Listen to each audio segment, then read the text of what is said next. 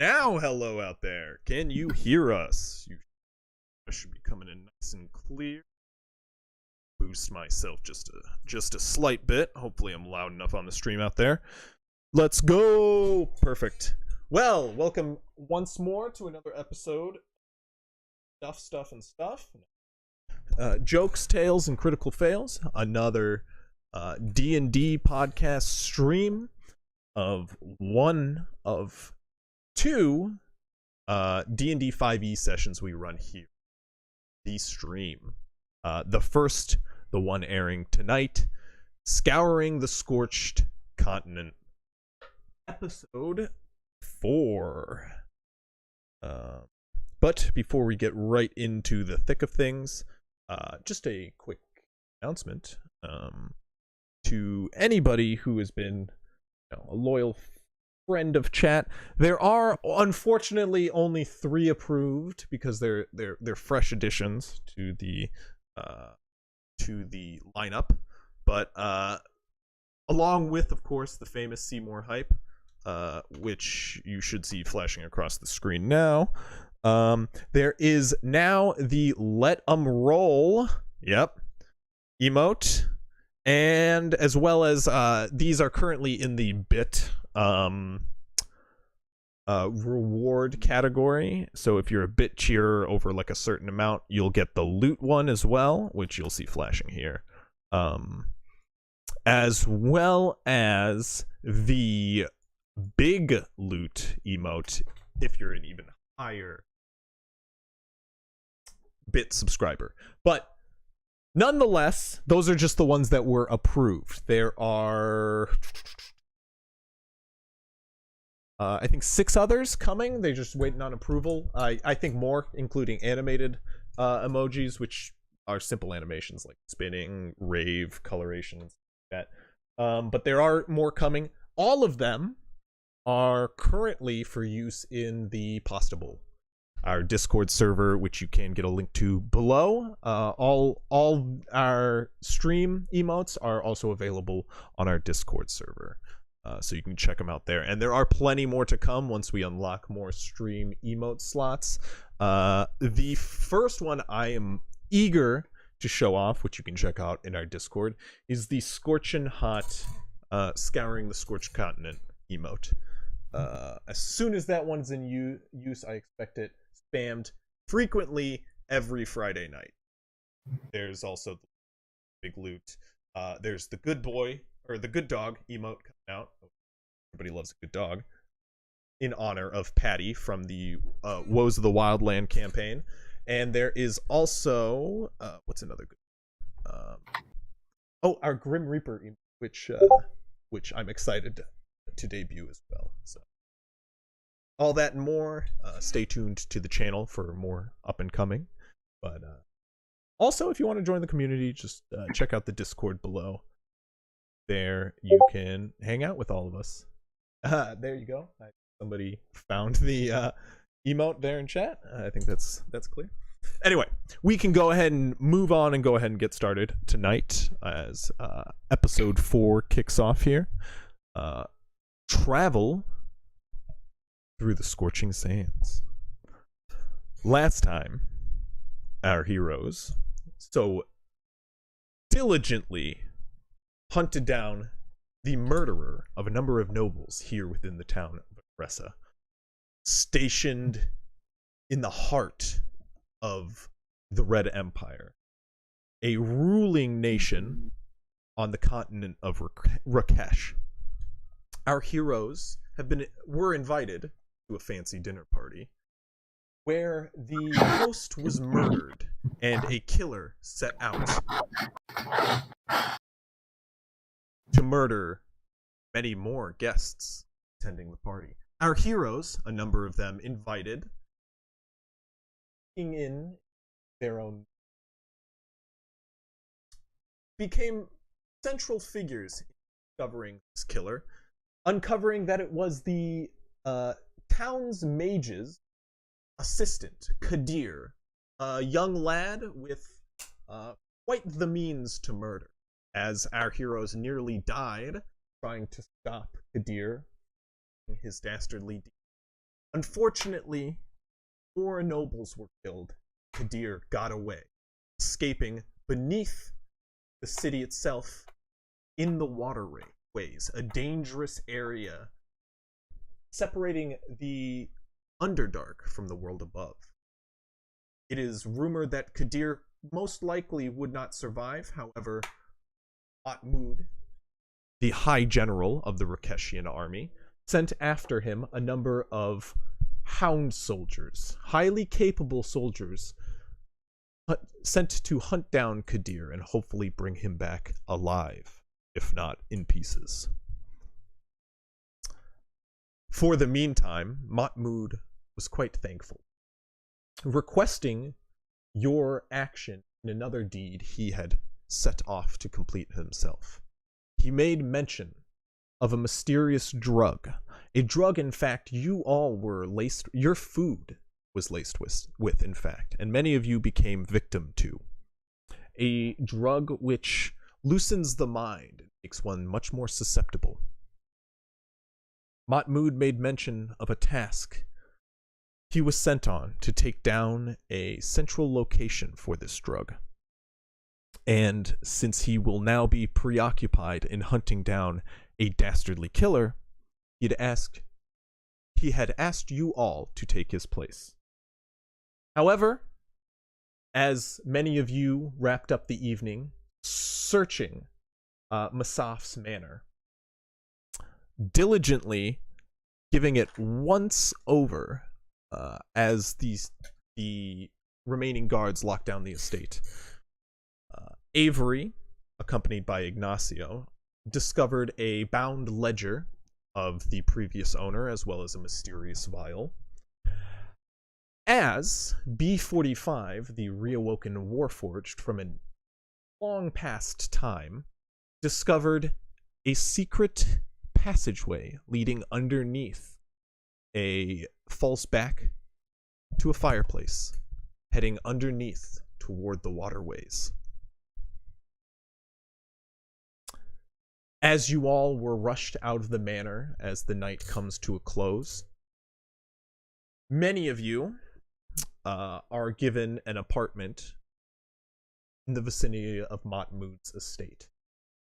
You all are escorted there by guards, except for Fume, who lives within the area, as well as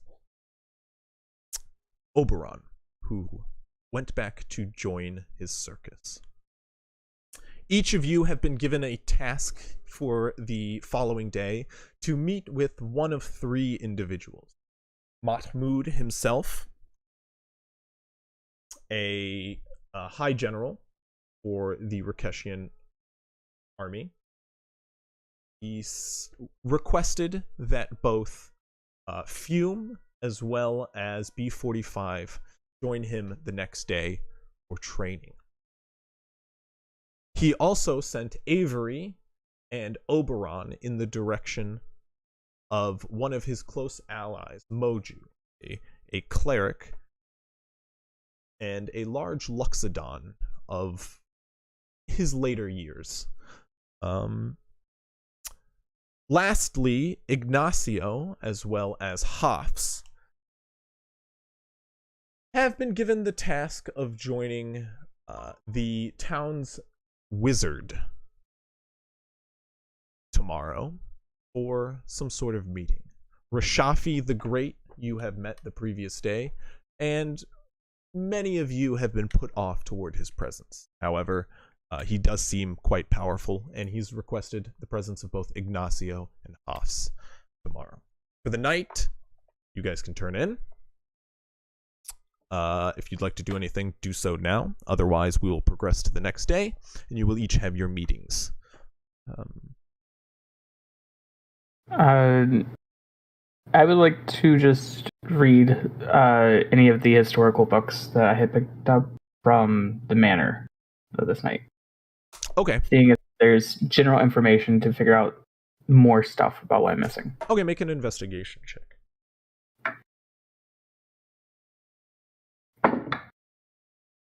That's a 13. Okay. 13. You do spend the rest of the evening. It has been a long day. Although you have been resting for quite some time, it has, you too have some reserved energy you must rebuild in the night. But as you use up the last of your reserves, you scour through pages upon pages, reading through countless facts about Rakesh.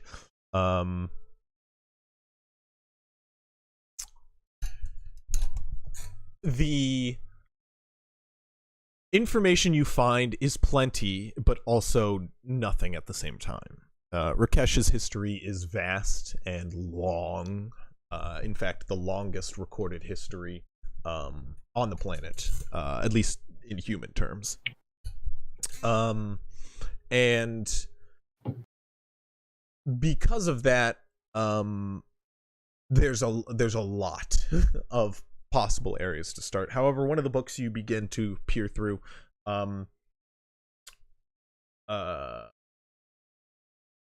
talks about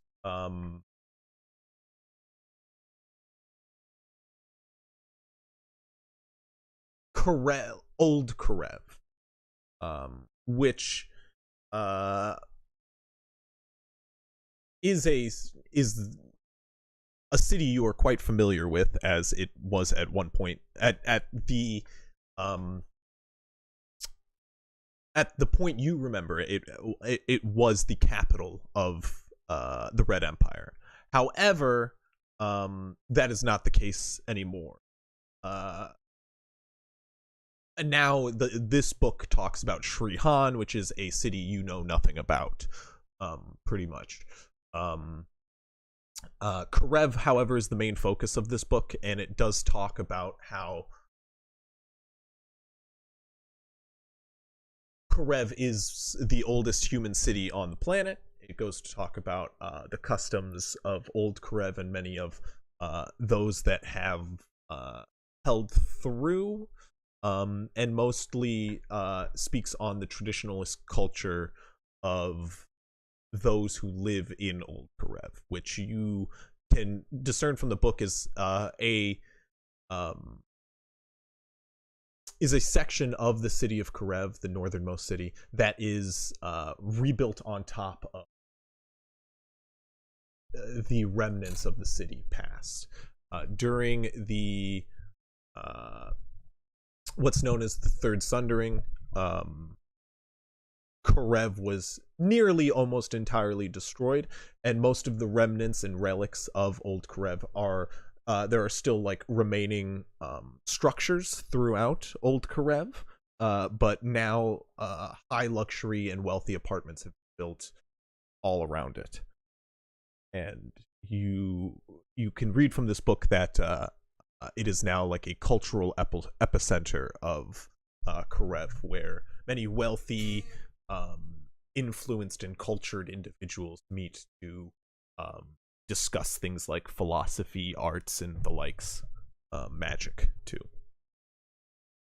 But yeah, you read up on the city of Karev for a number of hours, and yeah, that's really all I had planned for this night. You do. I would say you do still have more you can read from these books, but this you spend your time kind of focusing on this one main book, centraled on the old capital that you're familiar with. Anybody else? Did I end up finding? Oh, sorry. I was gonna say I have a question. My stone's durability, it says the effect lasts until you end it. As a bonus action, you are incapacitated or you don armor other than a shield. So do I have to recast that every day? Your stone's durability? Yeah. So theoretically not. I don't. If I'm not mistaken, you can keep it up indefinitely if you wanted to, or if you're like. But I mean, also, I guess as a magma ganassi, it doesn't really matter. But like, it is like covering yourself in stone. You know what I mean? Yeah.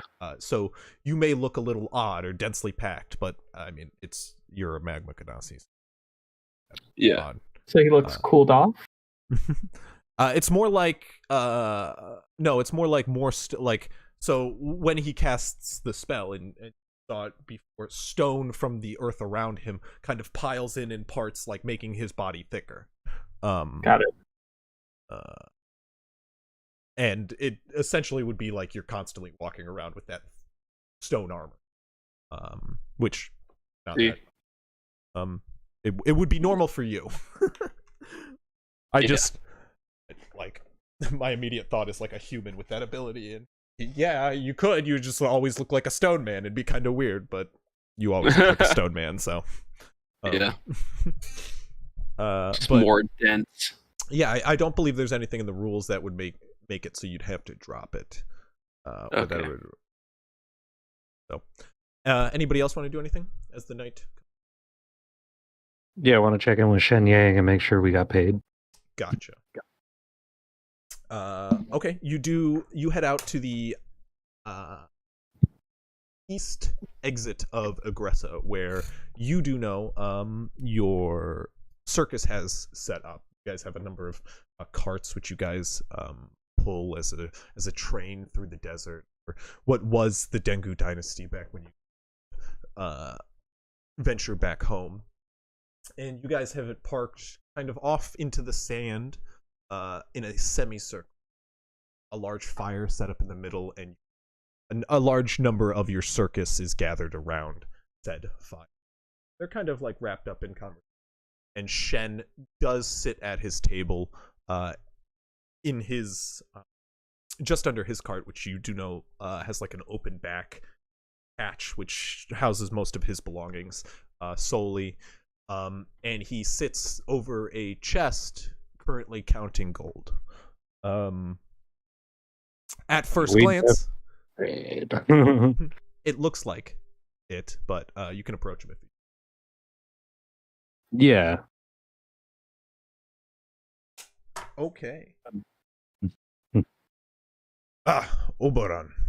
It is good to see you make it back. Yes. How did the earnings for the evening go? We got paid in full, but I also got paid. We will be staying here for quite some time. What's been going on? We're apparently under investigation, along with everybody at that party. But we found the killer, and he had ran underground. So yes, but it apparently is a question of who is still working with him. Apparently, they found somebody else at the party that is in cahoots, and they just need to check everybody. I will say, Matmud did make you aware of this before telling you. He said your circus will be detained for the next day as well. Sorted out. Well, and he wants to talk to us and True. probably get to the bottom of it with the mages. Yes. You also do know Go ahead. Matmud actually traveled into town with you guys. As I think I might have said it already. Like traveling in the Red Empire, or specifically Rakesh in general, is done in groups. Like if you want to go between towns, you get everybody who's going in between towns and you go on the road together. Unless for some reason you hiding something. But usually it's like big groups get together. So when your circus was coming to town and moving on to the next, Matmud, Barakas, and a number of other like individuals all globbed onto that. So essentially what is also kind of like the idea with this lockdown is nobody's really going to be leaving Aggressa, because if a majority of travel is ceased, like nobody's going to get together that big a group to make it a safe travel. But nonetheless, Shen continued. It's fine though. There are plenty of things in this town that I want to buy, and we can be here for a time. Besides, one show is not enough. We will put on a few. Awesome. That's what I wanted to make sure of. Yes. There's a lot of money running to this town, and I want to take it all. Oh yeah. And you watch as he goes back to counting. There is, you can see, at his foot. It's not like a full chest at all, but it's like the recurring chest that he usually carries his wealth in. At this point, there is a solid bottom of gold coins that like makes up this chest. It's not in any way brimming or anything like that, but I would say that's probably the best you have seen Shen doing in a while. You guys are doing pretty good in Rakesh. Awesome. Well, just go get some food and Okay. probably just chit chat for the night and. Okay. You guys turn in a pretty standard evening. Your circus is a rather rowdy bunch, and they do make up a majority of the noise throughout the night, and it's kind of like the desert quiets down, and it's just black as the eye can see. As far as the eye can see, the loudest noise does seem to come from your camp throughout the evening, as kind of like loud chuckles and yells and just general merriment kind of continues on from your camp well into the night. This is a pretty standard process through many of the folk who make up your circus, and it's not long before everybody falls asleep. However, your crowd a little bit more lubricated than others, passed out around the fire comfortably under the desert stars, a little bit drunker than the town behind it, but you all turn in. Sleep comes to you, and the next day, many of you are met with the sound of guards rushing in and out of your estate. If you will look on, let's see, where do I have you? Go to Ressa.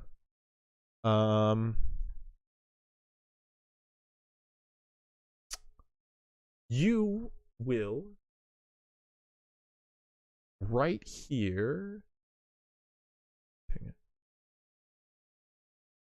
There is a small enclosed section here. That is where Mahmoud is currently staying. He is one of the buildings.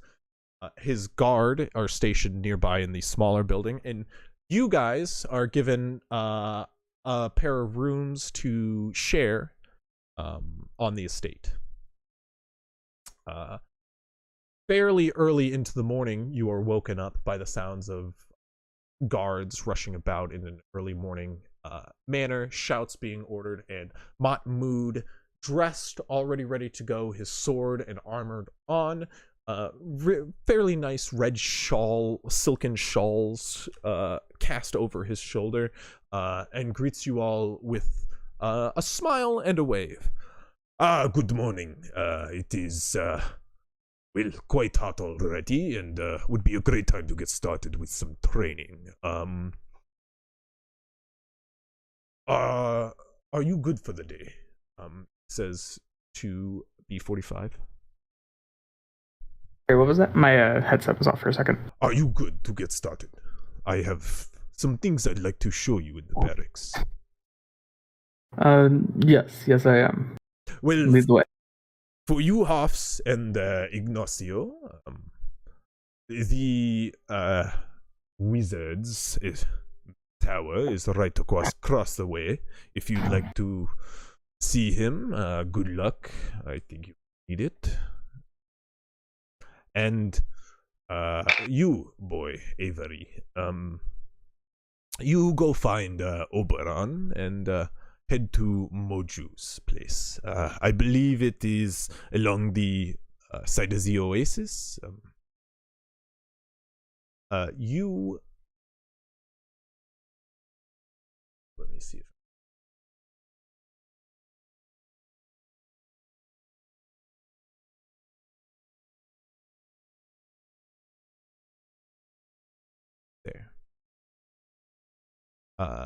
He has a spot just around the water. Can you ping my house? What? Can you ping my home? Oh, ping your home? Yeah, you. Yeah.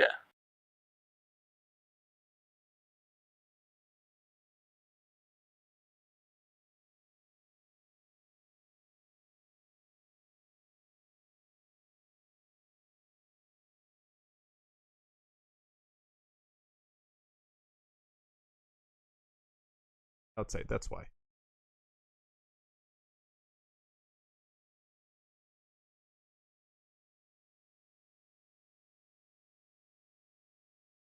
Your house. Nice. Nice. Yeah, this is so there are two like central like kind of I guess backyard. Sorry, what's that? He's got the weed plants in the backyard. Correct, yeah. His dad works a farm. There are three central like hubs in the city, like what I'm looking for. Bazaars, essentially. There's one right outside your house here. There's one here. Ping.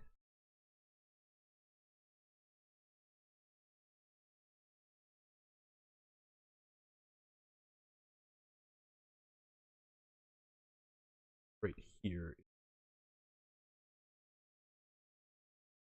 The central commerce. Nonetheless, I was getting a little off topic there, and none of the stream could see that, so I'm sorry about that. But 1 second, let's see if I can flip over. Cams are a little off. Let me fix that. Go. Perfect. Wonderful. Nonetheless, sorry. Mahmoud continues. I do believe Moju's place is right across the water there, and he points out to a open-topped like temple-looking structure held up by pillars in one half. Right, got like this kind of like open back to along its side facing the water, which are just lined with these beautiful white kind of like off egg white columns. Avery, you can go find Oberon and meet Moju there. But for now, B45, we, I believe, should go find Fume. Yes, please lead the way. So, not far down the way, you guys are all simply walking in the same direction, except for Hoffs and Ignacia. If you guys do want to go right away to Rashafi's place, you can. He's got his tower is number silver 4, whereas everybody following Mahmoud will be going to gold 1, which is the barracks.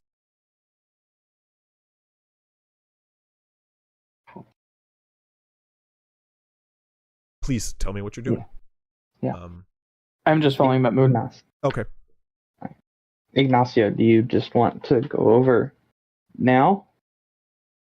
I have a question for you, Chris. I didn't get a chance to ask earlier, but did I manage to find the slaves' papers from Musaf's manor? Yeah. So one thing you found were records of ownership. Those were the papers. Within the book is still a bunch of jarbled nonsense to you all. It's in some sort of shorthand, which you would still need to decipher. Right. You guys did not do a good job at that last night. No, I still have the book on my person. You do very much have papers that show ownership of the 5 slaves that he does. Okay. You do also find a lot more papers of more slaves he owns, but they are not. They're apparently employed under his business. Okay. Okay. So I have these papers. Within your world, how does could I buy the slaves off of Mosaf's like estate, Oh, and do then you have the papers, or do I have the papers with the book because you took the potion? no, I have the papers. I've ended up finding them. You have the book with everything that we can't read in it. Okay. I just want to make sure I have it clear. Yeah. It's good. Chris. So how does could I buy the slaves off of Masaf's Manor and then grant them freedom under my jurisdiction? Go ahead and make a history check for me. All right, give me 1 second. In the meantime, I would like to be talking to Mahmoud about the thing I found underneath the manor. Okay. On the way to Bear. As you walk. Yeah. Approach him. Yes, I'm gonna approach him and basically just go, by the way, as I was rummaging around the estate after everything yesterday, I came across this secret tunnel behind the fireplace where Moju was staying inside the estate. And there seemed to be an abyssal creature and arcane runes etched on the ground.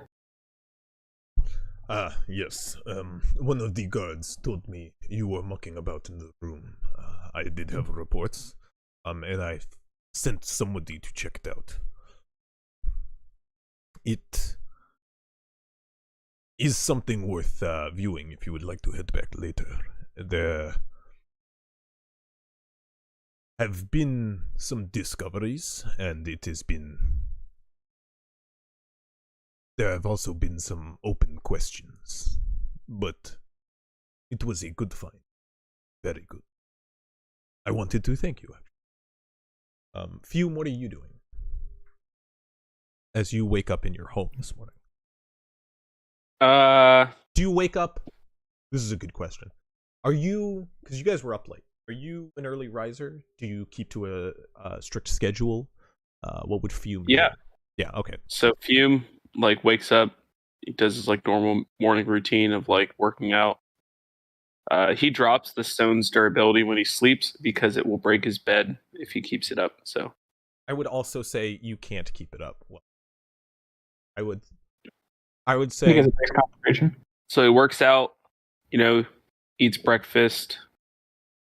I don't know. Do people bathe every day in this time area? That's bad. There is a bathhouse. But it'll put me out, so maybe just burn all the dirtiness off of me. That wouldn't be unheard of. Yeah. What spells do you Lava know? bath. What cantrips do you know? Oh, let me tell you. I think one's booming blade or something. Or no.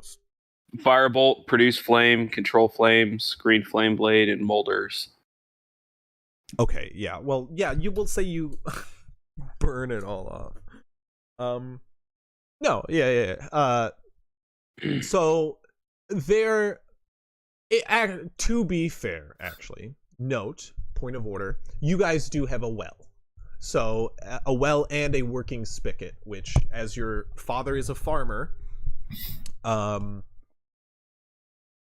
although your father is a magical farmer, he has other ways of meaning it. But there is, as the crew kind of discovered yesterday, there is a intricate piping system which runs underneath the surface of Agressa.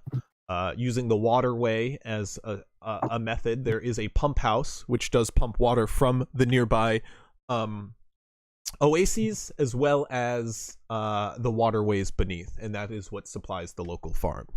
So your house does have a working spigot which runs from the wells.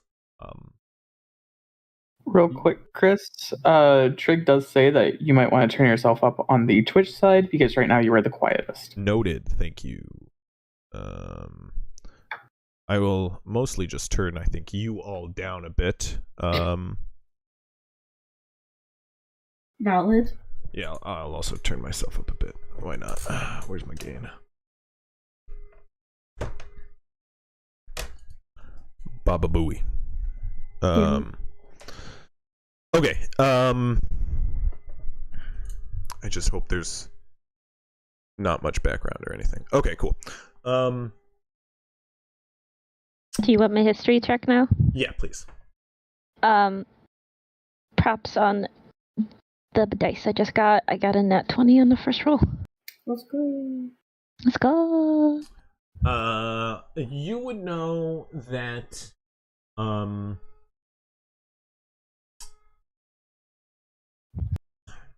his will would probably have, some sort of ruling as to what to do with his slaves.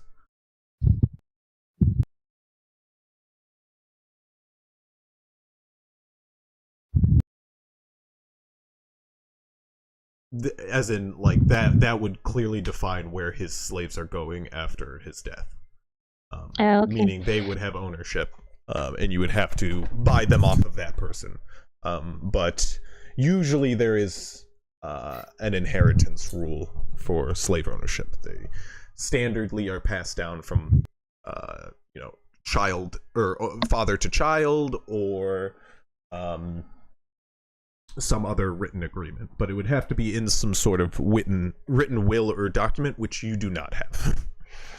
I see. So if you guys, you might be able to find something on record with the city or the town, or it might still be in his estate. You're not sure, but his will is, or his black book might have some record of where his slaves are headed to. But for now, you just know the process is that it would go to whoever he deems is his inheritor. Okay. If not, I will say with the 20, you would also know. If not, if he didn't have any inheritor, then it would be a glorious day for the slave. Yeah. It's not they're just resold. That is usually a point of freedom if their line ends. The slave would just line be of freed. order. Okay. Also, game is paused, by the way, Chris. I mean, I'm just saying it for future notice. But yeah, anything else? I think that, well, now that I know that, I might start thinking about going to, like, some sort of, like, governmental, like, wherever Rakesh holds their, records or government or whatever. I'll probably go there. And then if I see Avery later, since they already left, I'll probably tell them, like, hey, if there's a chance, look in that book. Because it might say if your friends are owned by somebody else or if they're free. Are you going to a government building? You're trying to find a government building now? No, not now. I'm gonna go see the magician and go with Puffs. Oh, okay. And you're just going to tell Avery that before you leave, though? Yeah. Okay. And think about it, like, after the whole meeting with the magician, I'm gonna go. Yeah. Gotcha. Okay. Few then. What are you up to? After I finish my Workout for the day. my daily routine, if you will. What time would you say you wake up in the day? Early morning, like before the sun rises. Okay. I would say while you are then finishing up your morning routines, which I would say you also probably part of your workout is also helping your father on his farm. Not that he needs much. You do. Your father is quite competent in commanding the earth in similar ways you can.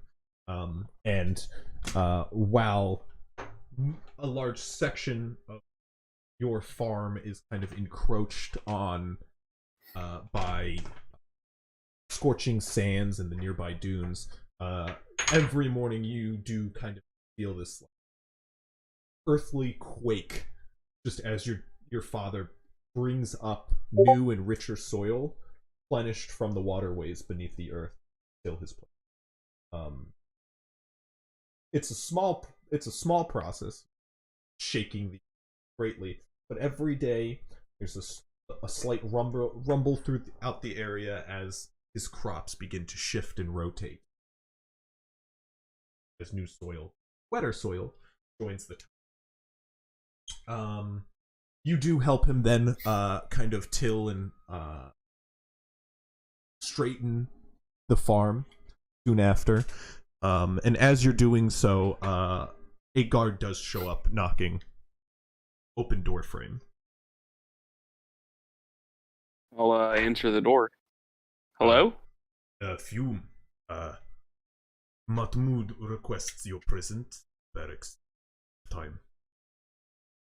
Sure, I'll head there now.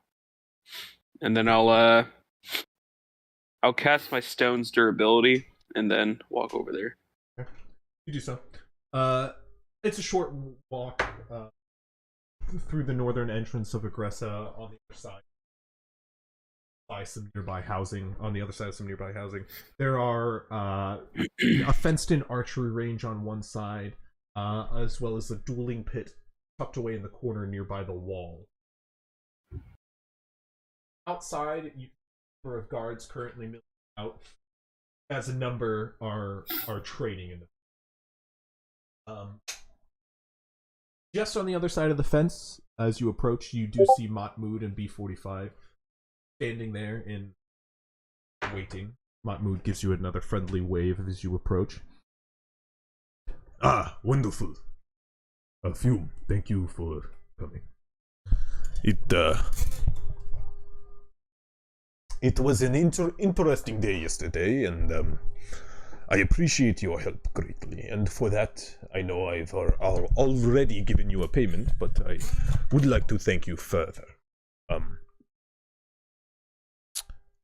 You have been a member of this town for quite some time. He motions to you, Fume, as you kind of walk through the gate as you arrive at the barracks. And I have heard amazing things of what you do for this town. I would like to make what you do even better. Make you stronger, make you better, make you an all-around leader for this town, if you'll give me the opportunity.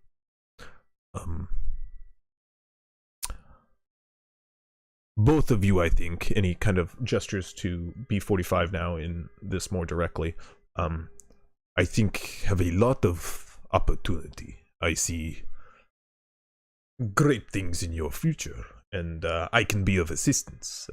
I have a lot of power here, and well, for you, B45, I think I could be much more helpful than normal.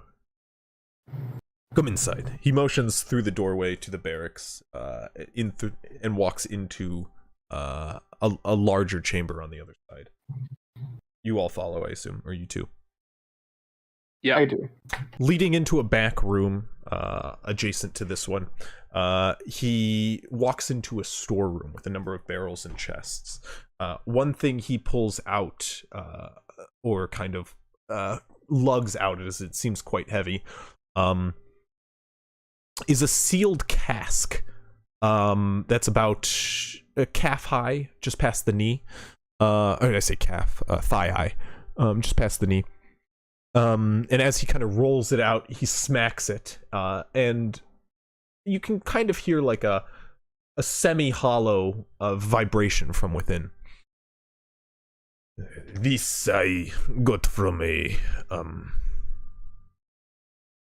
ally nearby. I brought it into town thinking somebody in Zagara might have use for it. I hear they have a lot of experimental folk, but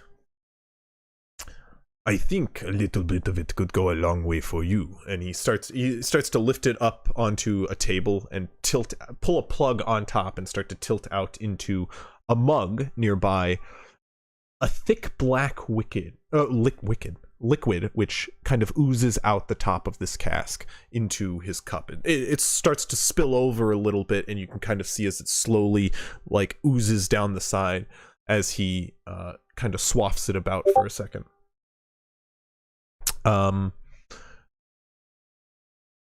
Approaching you, he kind of starts eyeing your arm quite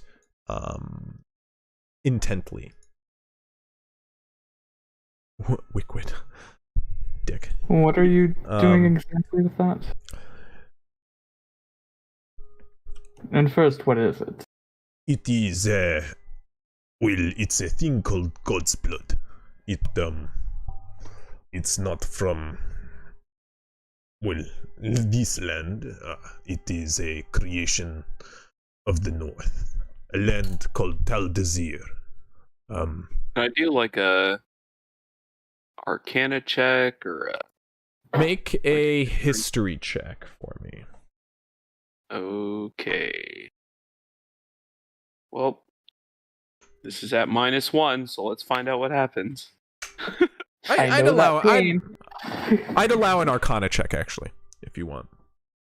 Okay. That helps in any way. I mean, now it's a +1 for 19. Oh shit. You have heard things about this, like awesome things, fables, in fact, of people. Anytime you talk magic, many people will mention of mechanisms that the Taldazir, which is an ally of Rakesh, the north, the lands to the north are known to be like the lands of the Holy Kingdom, the continent of Aelith, who is a long-lasting enemy of the Red Empire. They've been at war for millennia, and their neighbor, who the Holy Kingdoms have also been at war with, is the Taldazir Empire. They are considered the Red Empire's only ally in the world. The enemy of my enemy is my friend. Yeah, like, and also the last bridge they haven't burnt. But the Taldazir have currently been raving about their new war machines, which run off this arcane creation, God's blood. It's supposedly harvested from the earth,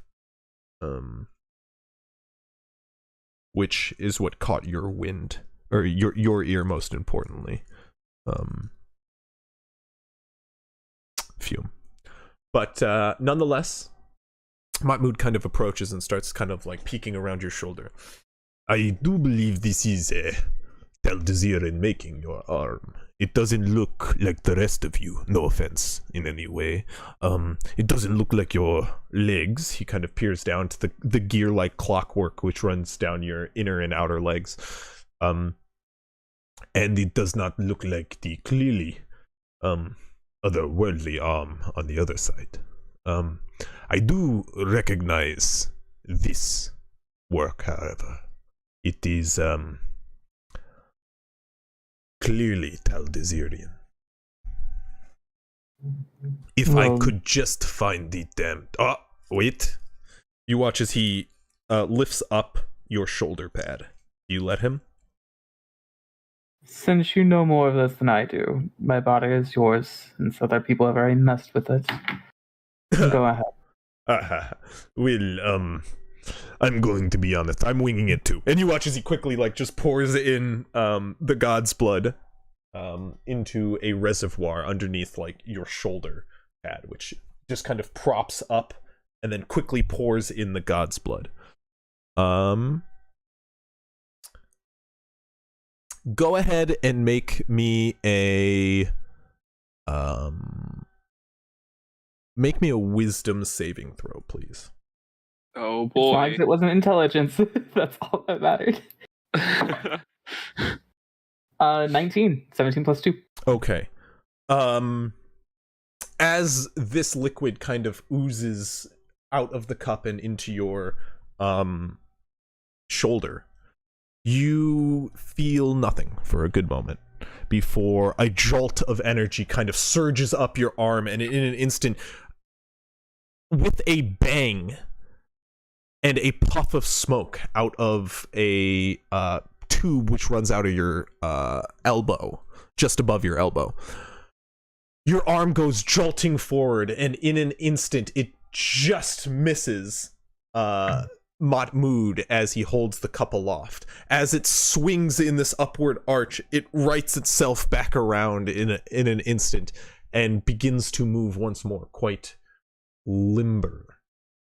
Much more limber than you have yet to experience since waking up in Rakesh again.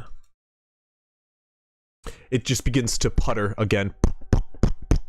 And you can watch as now 2 pipes which run out underneath your shoulder blade and out your back begin to put out the occasional puff of black smoke, as whenever you move your elbow now quickly, the pipe jutting above your elbow does the same. Well, this does feel a lot better. Hopefully I can get the rest of me working back to operational order. Well, actually, that is what I would like to talk to you about still. Wait, you watch as he goes back in the room he just came out of, and he pulls out a dark metal object about 2 feet in length, not even. It's kind of cylindrical in shape, and he pulls it out, and you can see like a dirty handkerchief kind of cast over it. And as he slams it down on the table next to the cast, he pulls off the handkerchief, and you can see a dark iron, a similarly dark iron metal, a sort of charcoal colored shape of that of a forearm. From about the elbow forward, you can see a similarly colored forearm with fingers, a hand, and a number of joints, the appropriate joints at the various locations on the hand. It does not seem hollow in any sense. This object in front of you is a construct's arm. In fact, it is one of your construct arms. Not necessarily yours per se, but it is a hound killer's arm. It is a hound killer's arm. With a very sleek metallic design. There are a number of arcane runes which you can see running along the side of this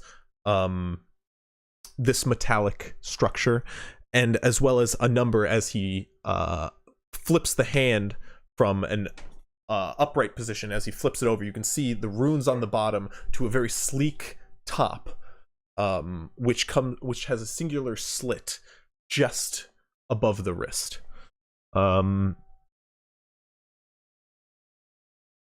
As he uncovers it, he looks toward you.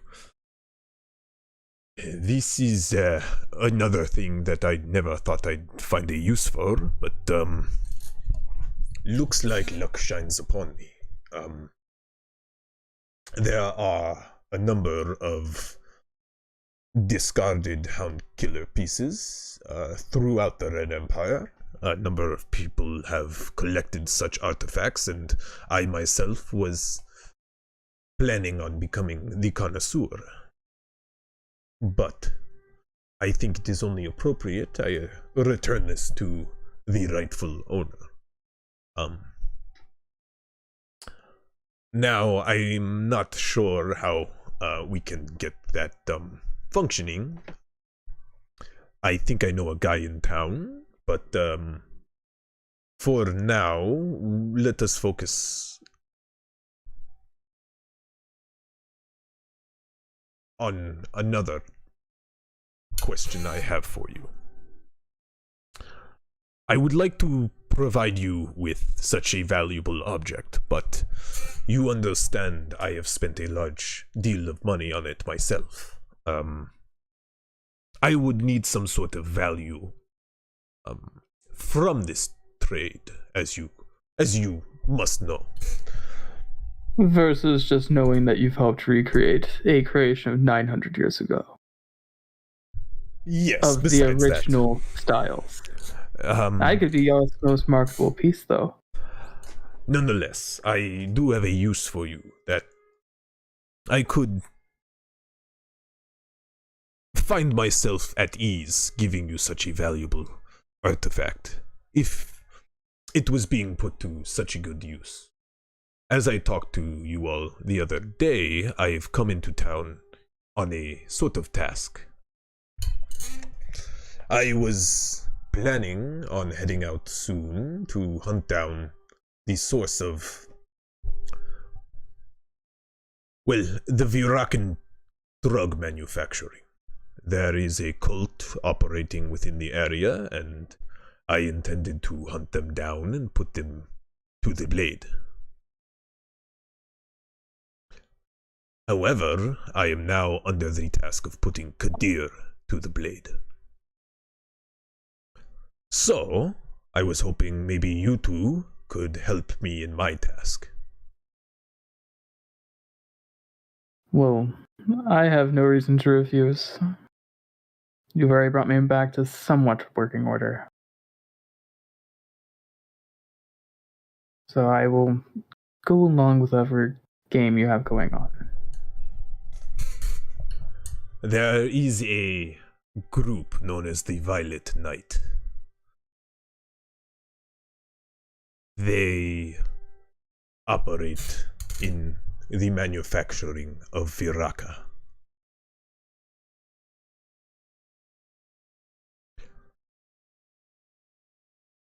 I could use brute force to take down their operation quite easily, and I have the means to do so.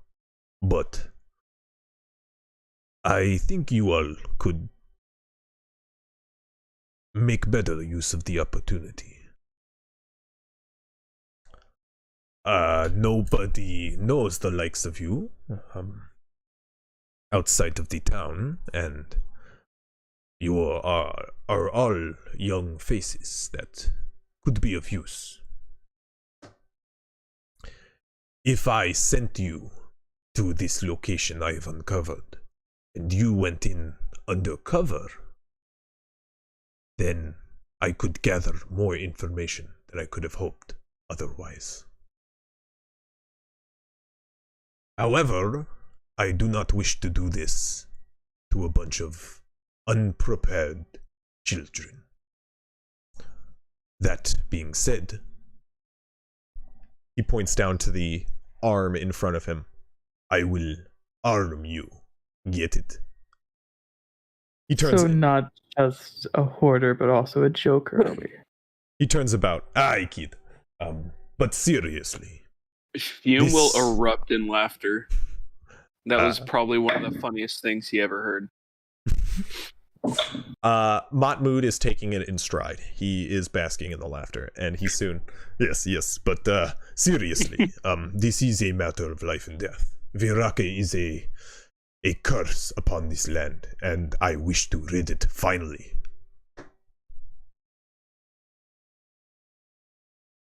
What do you all say? Would you work for me? Would you do this task? I will for the exchange of the arm. Well, this was but a,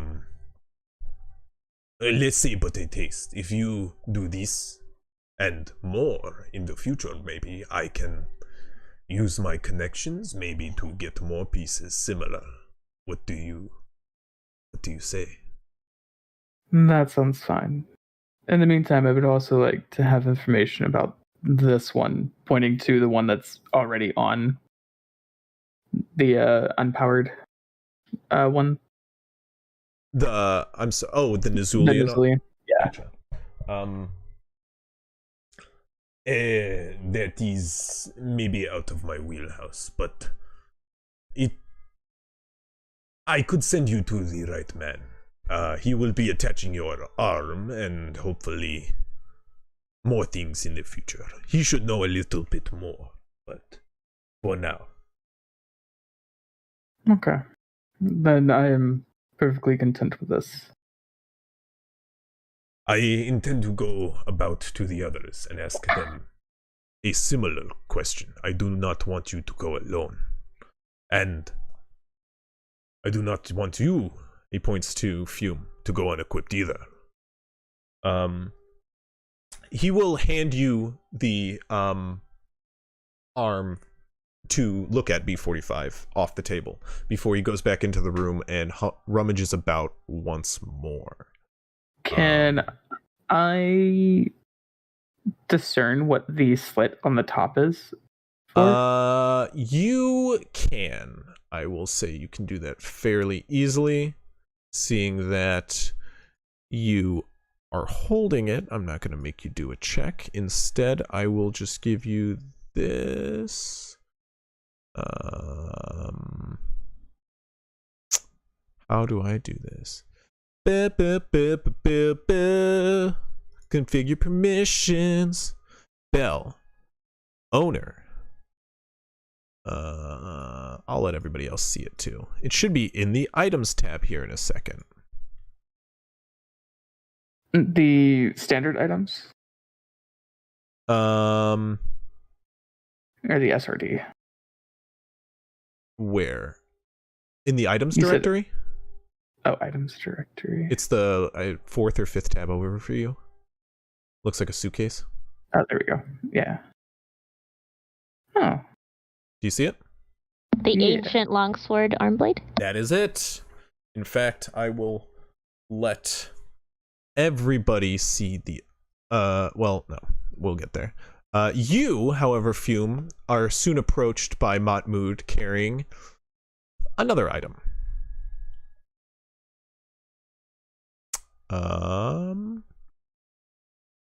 Approaching you, he hands you a thick clay gourd, which is rather small for a gourd, but rather large for a bottle. 1 second here. There it is. Oh, I'm like wondering where it is. He hands you this. It is a useful item I have used in the past, but it should get you all out of a sticky situation if you are in one. I do not wish you all to get caught out and killed, so if the situation calls for it, run. Or fight, it's up to you. But he gives you all, or he gives you, Fume, this item. I'm gonna let you all see it again.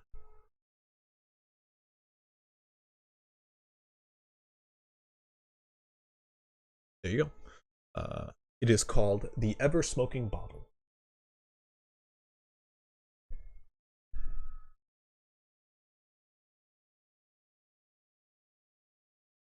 As he hands it over to you, you watch his hand moves from the bottom of the bottle as you start to hold it, and his hand moves to the cork on top instead and plucks it, and in an instant a plume of smoke fills the room you guys stand in and envelops your vision entirely.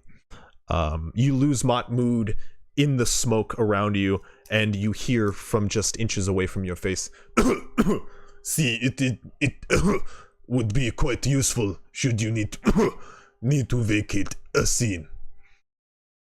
Not to mention, I thought the smoke and your kind of smoky motif, I thought it would nonetheless. He puts the lid back on. You just kind of feel him rummaging about, and soon the room starts to fade and vision comes once more to you. Keep those close. They will come in handy. I will take it, put it in my backpack, and say, thanks.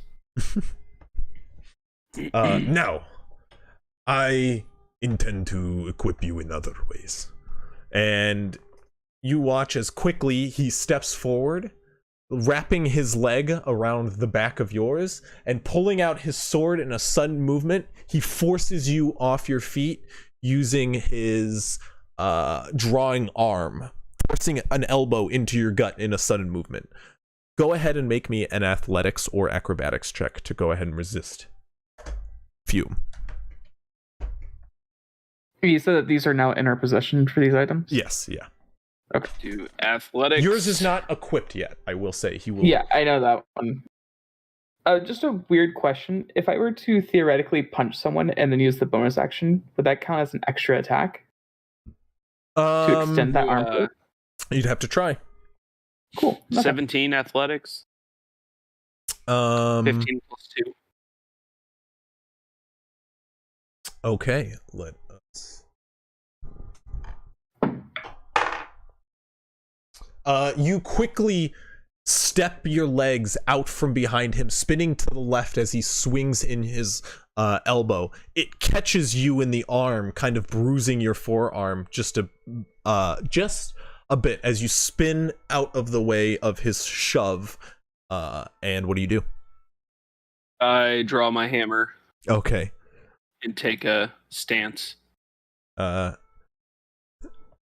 watch as Mahmoud stands in a ready stance with his weapon still drawn. His hand is on the hilt, and he like half drew out his blade in this like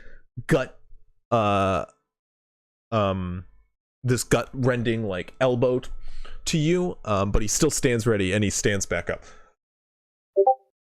This was just a test. I wanted to see if you are good. Let's take this outside and really test what you have.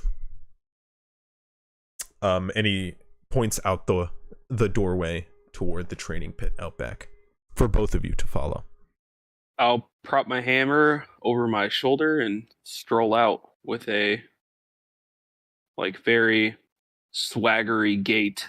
Okay, you do so. And I will also start walking while basically spinning my halberd through my hands and then propping it on my shoulder. Okay. For the next 3 days or so, just about this day, tomorrow, and the third day as you get ready to go, Mahmoud is going to train you all, or you two. Running through a number of training exercises. He will run you through attacking with many simple and martial weapons, testing your skills more so than training you at times. He does seem intent on discerning what skills you all do hold. He does teach you quite a few new tricks, including that very handy method to take somebody off their feet, as well as more simple sword maneuvers to strike, parry, and disarm a foe. Mahmoud, over this next few days, you guys do realize Mahmoud is a very, very skilled swordsman. You don't say. It's like he's a high-ranking military official. He is a master at battle. And you all, you both are better for what you learn from him. I would say B45, you almost wonder if he could have taken you at your prime. Okay. Like he is clear. He's that good. He has.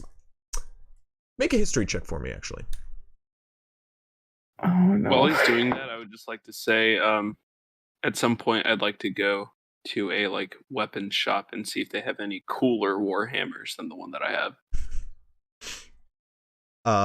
Well, my guy, the person who makes the weapons in town, most commonly, you know fairly well. Yeah, I figured. Yeah.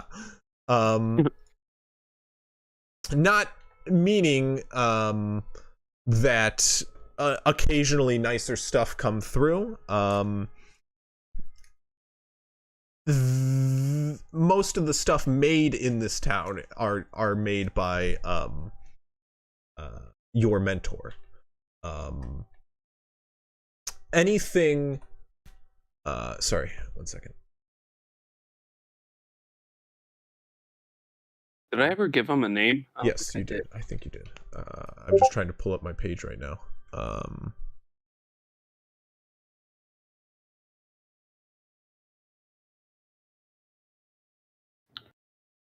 Oh, there it is. Party comp. That's what it is.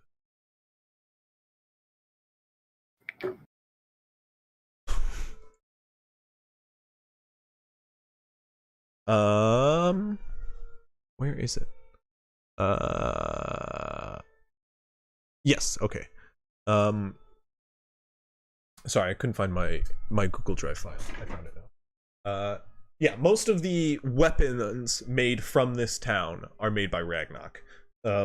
He, however, would also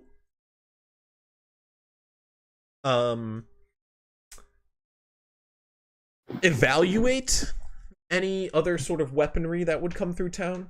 There are quite a few merchants in town who do buy magical items from other individuals who come. The Hashims being one of them, who would probably most likely come to Ragnak for any sort of appraisal.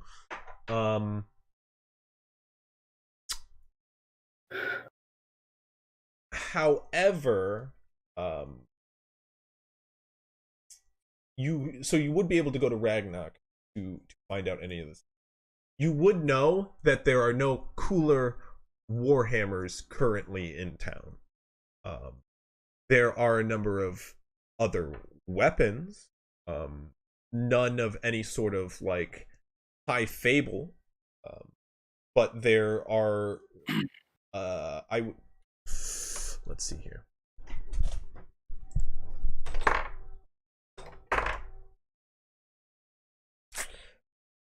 There are a number of minorly magical martial and simple weapons, and then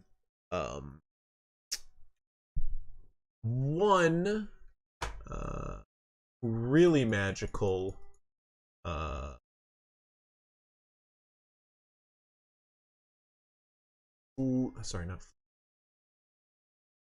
mace.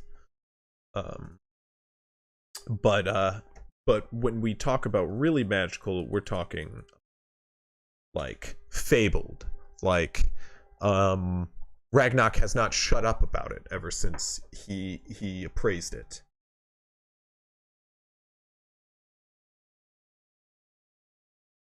If you would like to know what that is, I mean, he appraised it and hasn't shut up.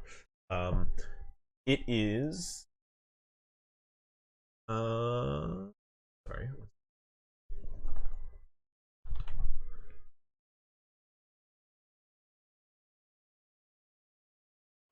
sorry. My Chrome is being really slow. I'm worried the stream is going really slow too.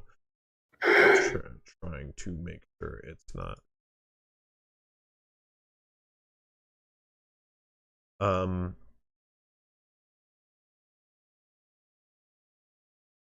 Stream is looking fine. Okay.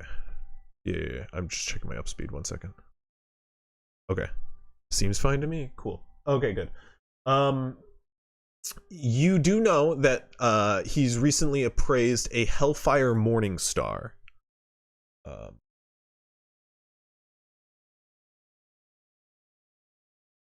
Which Hellfire items are pretty common throughout. I don't mean pretty common. They're a little bit more common throughout Rakesh. Hellfire items meaning a pact using a demon itself was used in the creation of this weapon. They are rather expensive. We're talking a couple hundred gold, if not 1,000. But they're quite popular weapons. Okay. As they shed light and often flame. I can't remember if we decided if I started with gold or not, but it wasn't on my character sheet. No, just the starting gold amount. So anything like your background would give you, or yeah. Okay, or got any it. other feature. So if you have a feature that says you can roll that and you have that, it's just from your pack. You should have some gold from your pack though. Nonetheless, anything else? No, do you want to actually check out a store before you leave? Is that what your intent is?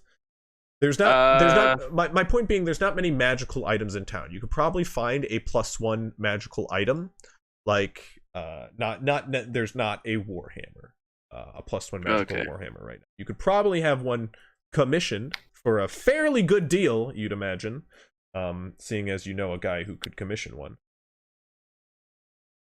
But there's unfortunately not a +1 hammer nearby. Nonetheless, if that's all you'd like to do, Oberon. Well, real quick, 16 for the history check you asked. Oh, right. Sorry, what was that? What was that in regards to? That was towards wow, my ADD's acting up. Yeah, mine too, clearly. Was to remember something. How well he was a fighter, like comparative to my past self. Sorry, what did you roll? Perfect. 16. Oh, you definitely see that Matmud has some sort of hound training himself. Not necessarily that he was a hound, but he at least either trained with them or something. You can't tell. But he is proficient. Quite proficient. Nonetheless, Oberon, if you would do anything in particular this morning, are you a late or early riser, Oberon?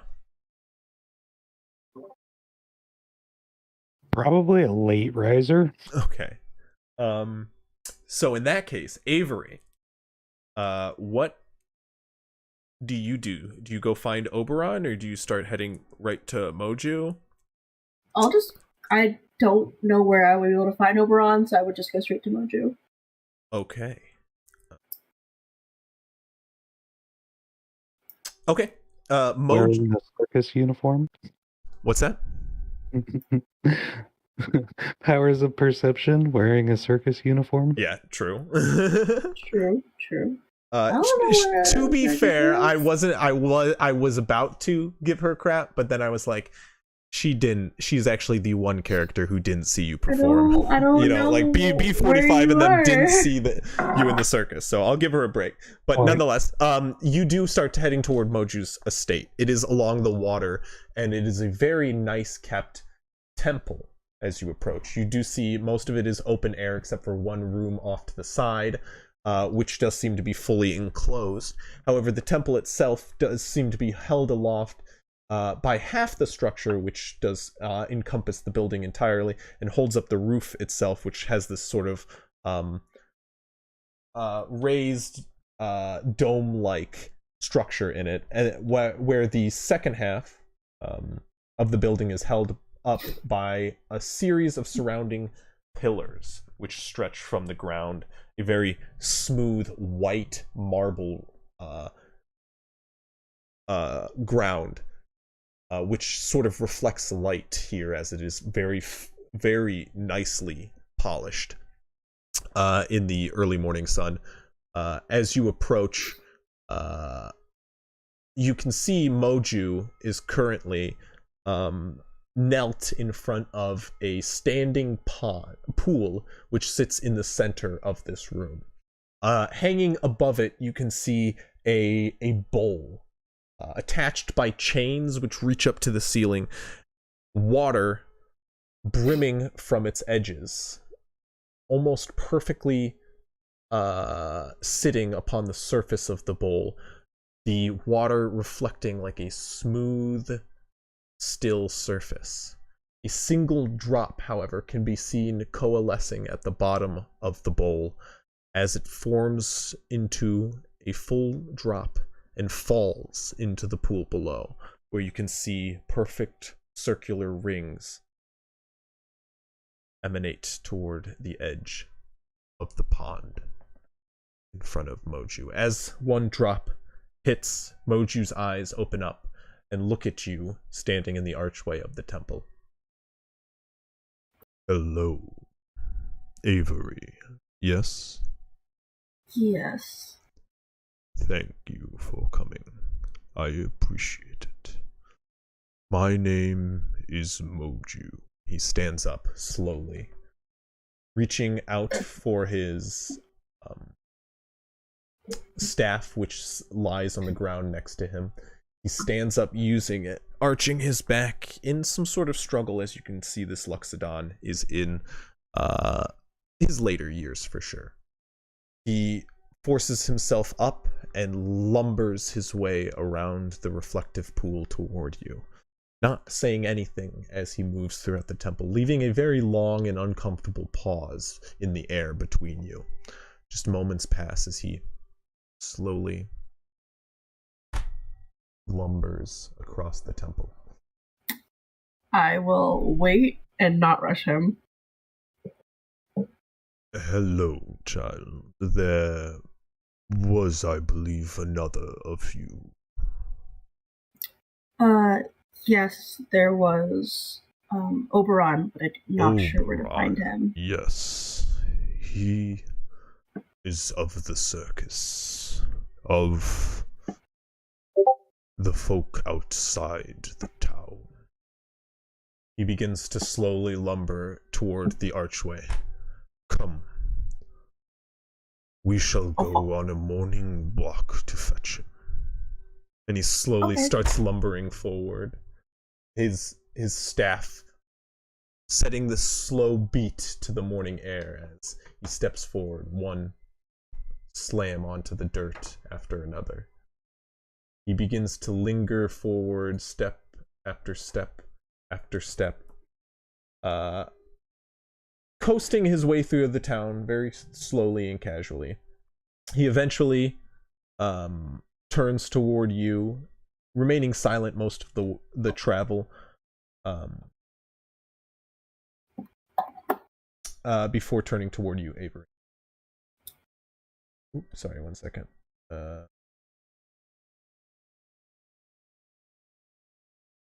I watched you work within the manor. You are young, but wise for your age. However, you could be wiser.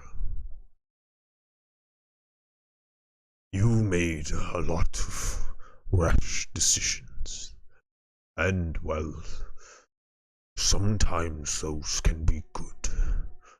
Others, they lead to death.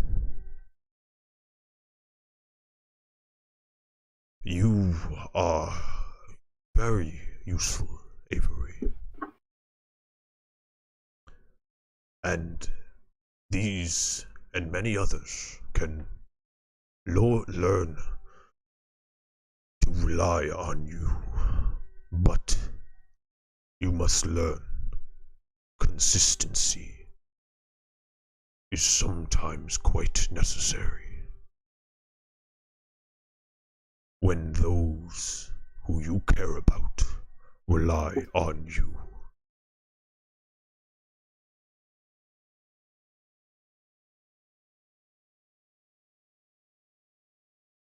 I'll just nod. Damn it! I'll just nod along. You're young, though, and with time, wisdom will come. For instance, your eyes, Avery. They're the most useful tool.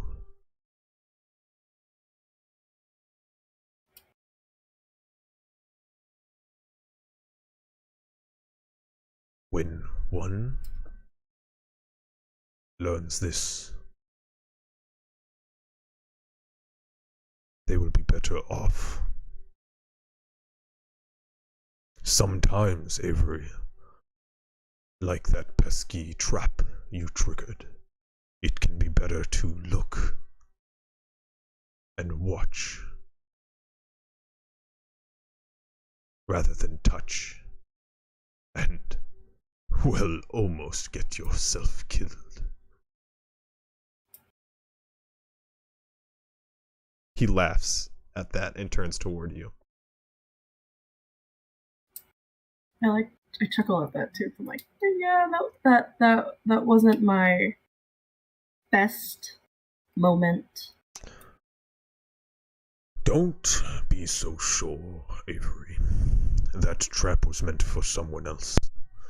We are dealing with some intelligent individuals. You may not know it, but you may have stopped a murder with that act.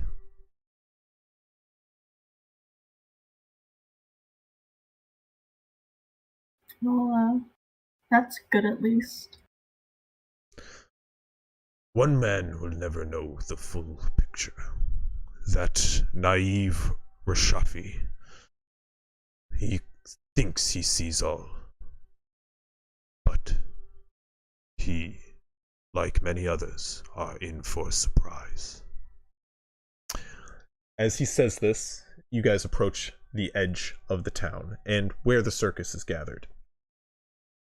He shouts out over a number of individuals who are just kind of asleep on the ground out front of many of the caravans. Oberon! Excuse me, Oberon. It is still fairly early at this moment. And you are still in a slumber as you do hear your name called out, Oberon.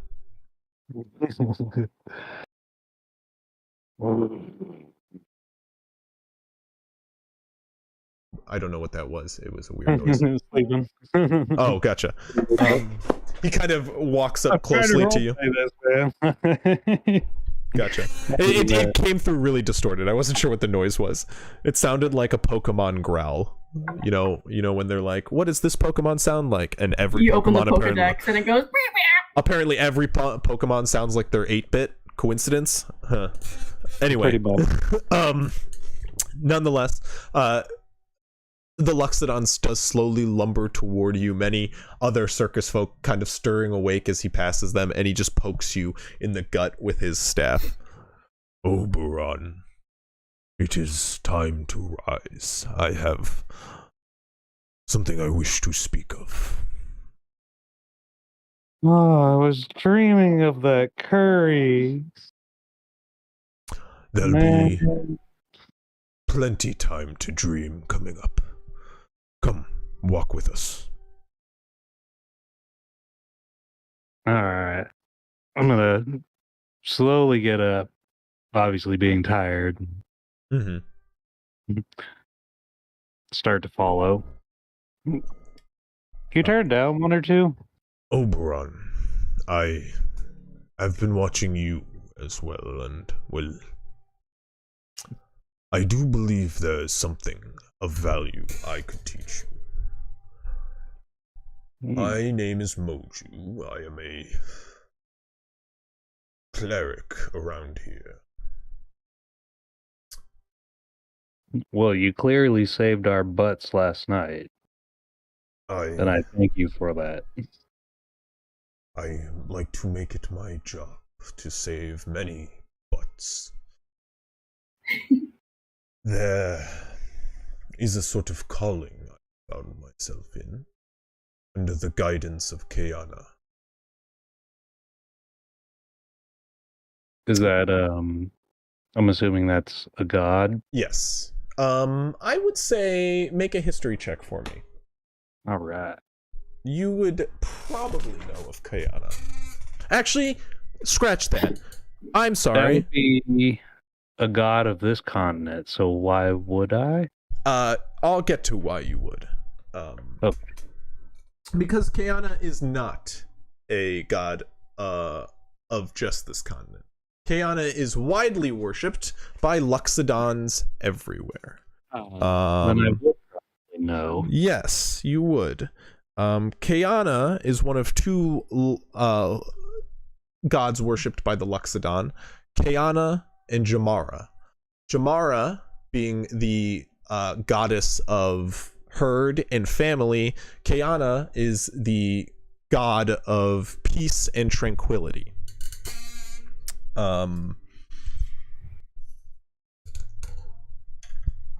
Is there...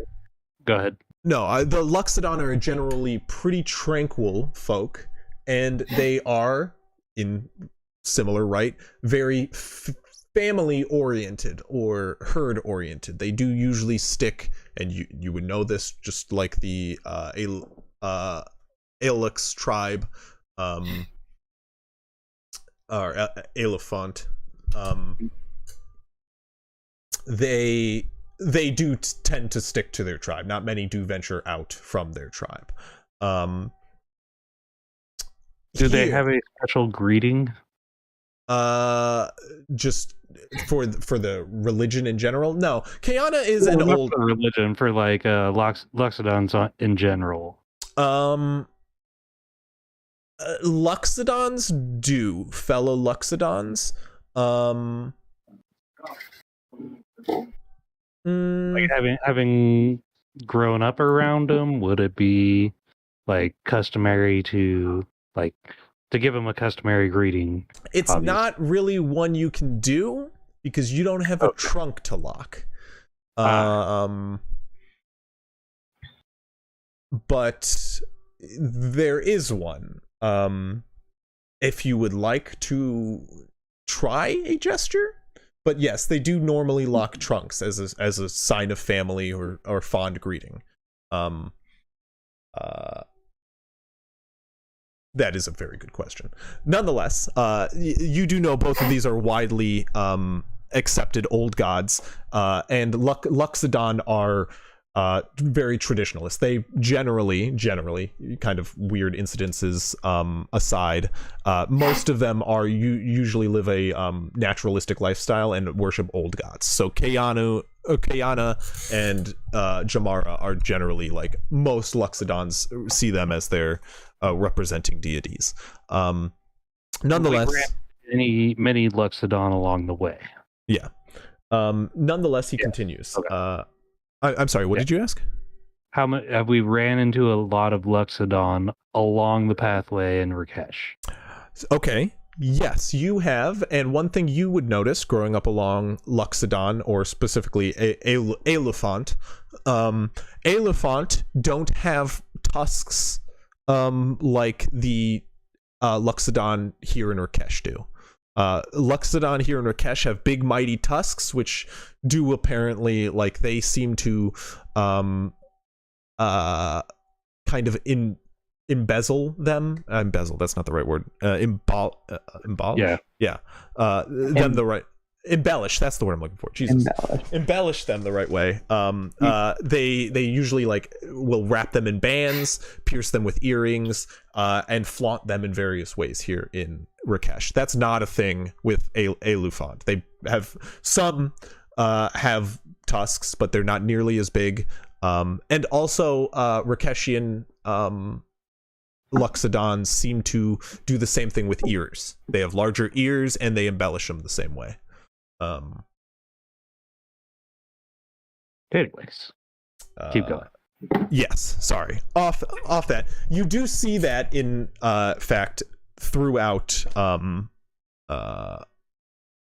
your time with Moju. You do see he does have a number of, like, gold and silver earrings which are ringed down his ears, and his tusks do have golden bands at their base.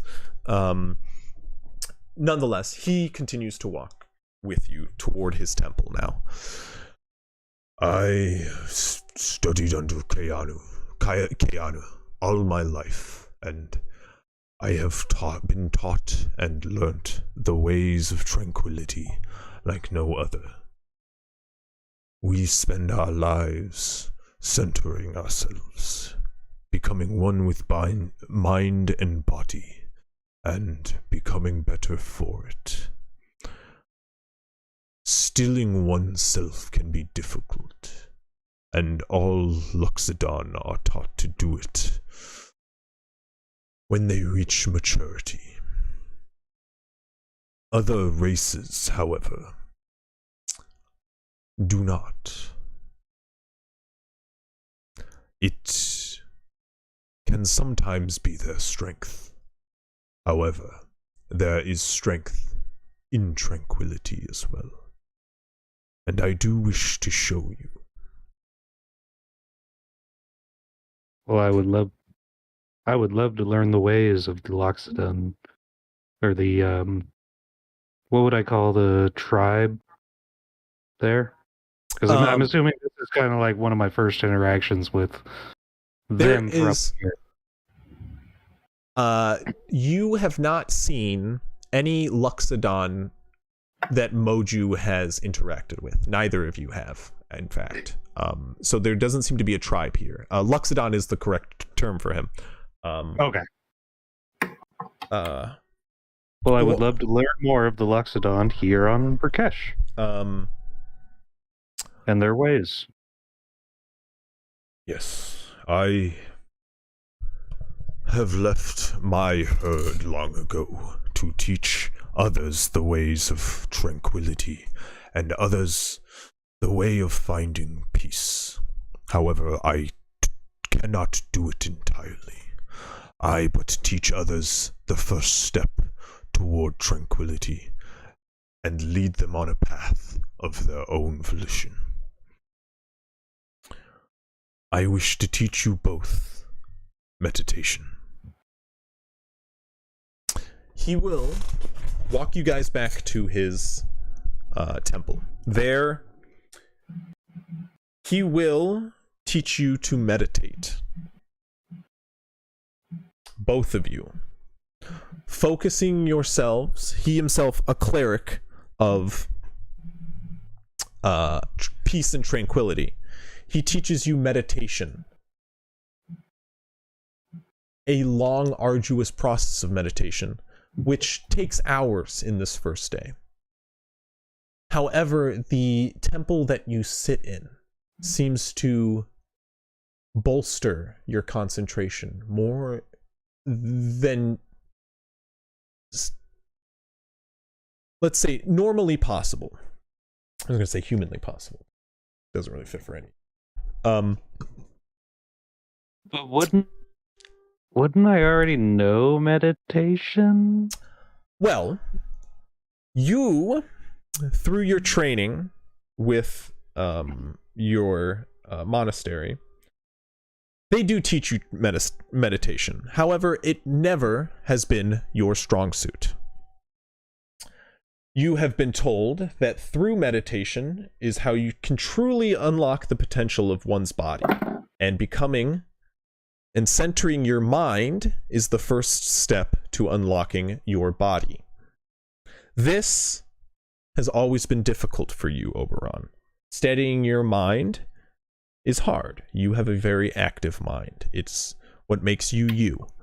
However, within this temple, you can find it is quite easy to center yourself. The constant drip of water from the overflowing bowl and the reflective surfaces all around you ease your mind. And I want both of you to make wisdom checks for me at advantage. Okie dokie. So we just add our bonus. Correct. Oh, it's both 17s. It will be Ew. dirty 20s. Good dice, good dice. Some bad rolls on Foundry. Your mind's busy, man. What'd you get? Yeah, I'm always thinking of food. 12. Okay. Dirty 20. It takes you quite a while, hours in fact, to center yourself, Avery, but eventually it comes to you. And the constant drip of the water turns to a beat, a thumping, which resonates throughout your soul. And as you kind of regulate your breathing, you bring yourself in line with the drips of water. And soon, just as the next drip is supposed to drop to the pool below, it doesn't. And you open your eyes, finding yourself in a land of blue. A wide open sky which reaches into a white abyss, expanding up into a blue open sky, completely cloudless, as light as a sunny day. The sun directly above you, shining bright in the sky as you look up. Your vision veers away from it, now looking down at the completely still water you stand upon. Its shiny reflective surface shooting back the rays of sunlight which shine down from above, leaving you an almost golden blue visage of light and sky and water, reflecting as far as the eye can see into a white abyss on the horizon. It is silent. It is ever expanding. And it's quiet.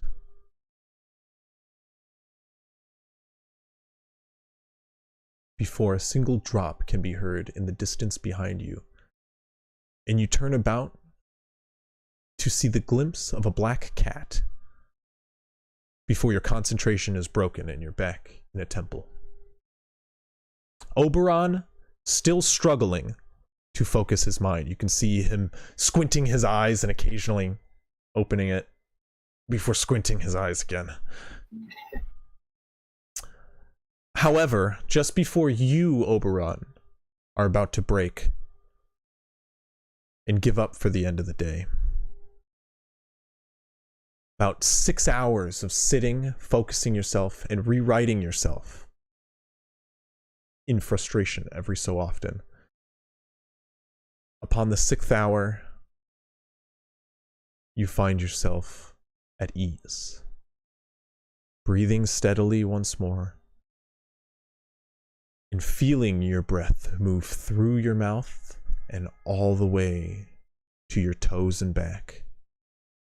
As you do, you open your eyes to find yourself in an ever-expanding abyss of nothingness, of light, of water, and of tranquility. You can feel every inch of your body as nothing seems to touch your skin. No wind, no air, just every inch of your skin connected to your mind before something breaks your concentration and you're back in the temple. Moju wraps up your meditation for the day,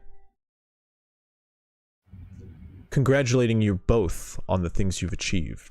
However, both of you seem a little unsatisfied with just the glimpse of nothingness you've achieved. However, over the course of the next day, or 2 days, this process continues, and you find yourself ever more connected to your god above, Avery.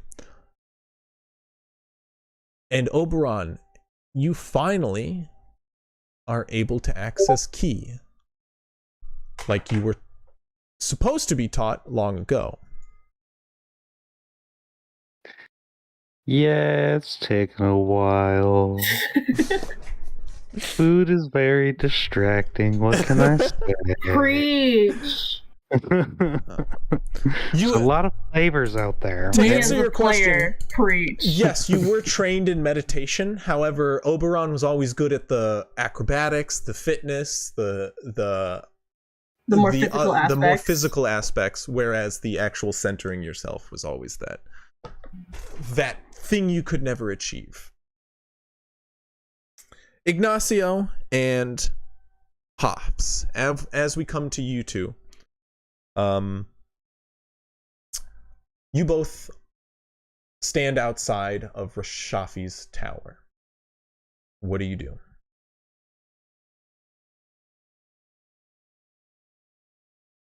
I mean, we're just standing outside of it. Knock on the door.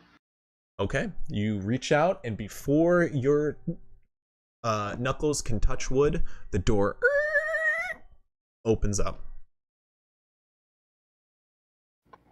Hello in there. Rashafi's voice can be heard shouting outside. Come in, come in. I've been waiting. You're late. Hi, kid. You're just on time. In we go. Entering, you see a black and white checkered tiled floor which expands far across the room. Gray cobblestone making up the walls of the exterior here. The ceiling expands up way beyond your imagination. As you first enter, you do know this tower bottlenecks at the first, past the first level, narrows out, stretches out to the top, and then expands once more into a wider roof on the top level. However, as you enter this first floor, the wide base of this structure seems to expand up 20 feet and more even. As you start to walk across the large black and white tiled floor, you can see Rashafi,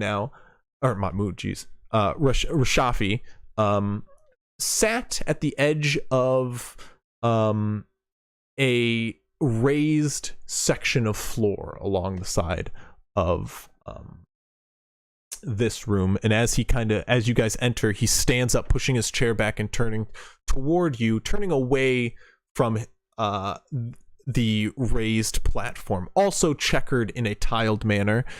You watch as a number of towering pieces along its stage shift back and forth as he turns about, still waving his arms in various motions. As you enter, give me a perception check, both of you.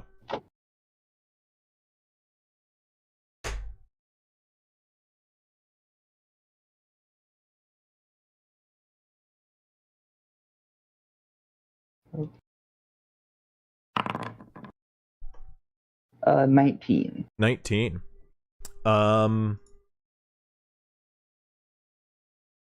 Ignacia, are you there? If not, I'll just go with the 19. 18. 18. Okay. You both see all around the room, in fact, there are a number of square platforms which float and levitate, rise and lower, and circulate around this raised room.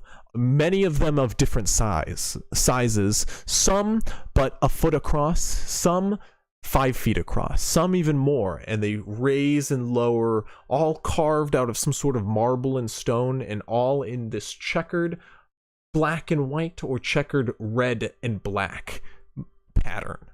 As they raise and lower, you can see upon each and every one of them there are a number of different pieces, all arranged in different patterns, and some moving in occasion to take spots in front of them. These checkered boards move up and down and shift left and right as Mahmoud turns about, and you can watch as a large tower-shaped piece behind him moves across the stone floor and skirts down a column of checkered tiles toward another, where it crashes into a horse-shaped structure which topples over and turns to sand upon the ground. Rashafi turns to you all. Well, or to you two. Well, I did wish to speak to both of you, and I was hoping you would come at such an early hour. I like to get things started first thing in the morning. Now, if you will come with me up the stairs, you watch as Mahmoud, still waving his one arm off to the side, he gestures his other hand in front of him, and lining up one after another, you watch as checkered tiles line up and form a staircase circling in front of him. I would like to speak to you in my room at the top, if you would follow me. And he begins to ascend up these arranging tiled staircases. You can now see this entire room is a number of different chessboards, all arranged and floating about the chamber. with a number of varying different games being played atop them, all happening simultaneously and all seemingly controlled by that gesturing hand that Rashafi waves so consistently. Do you all follow? I'd like to, Rashafi, are you controlling all of this just with your hand? Like all of the platforms?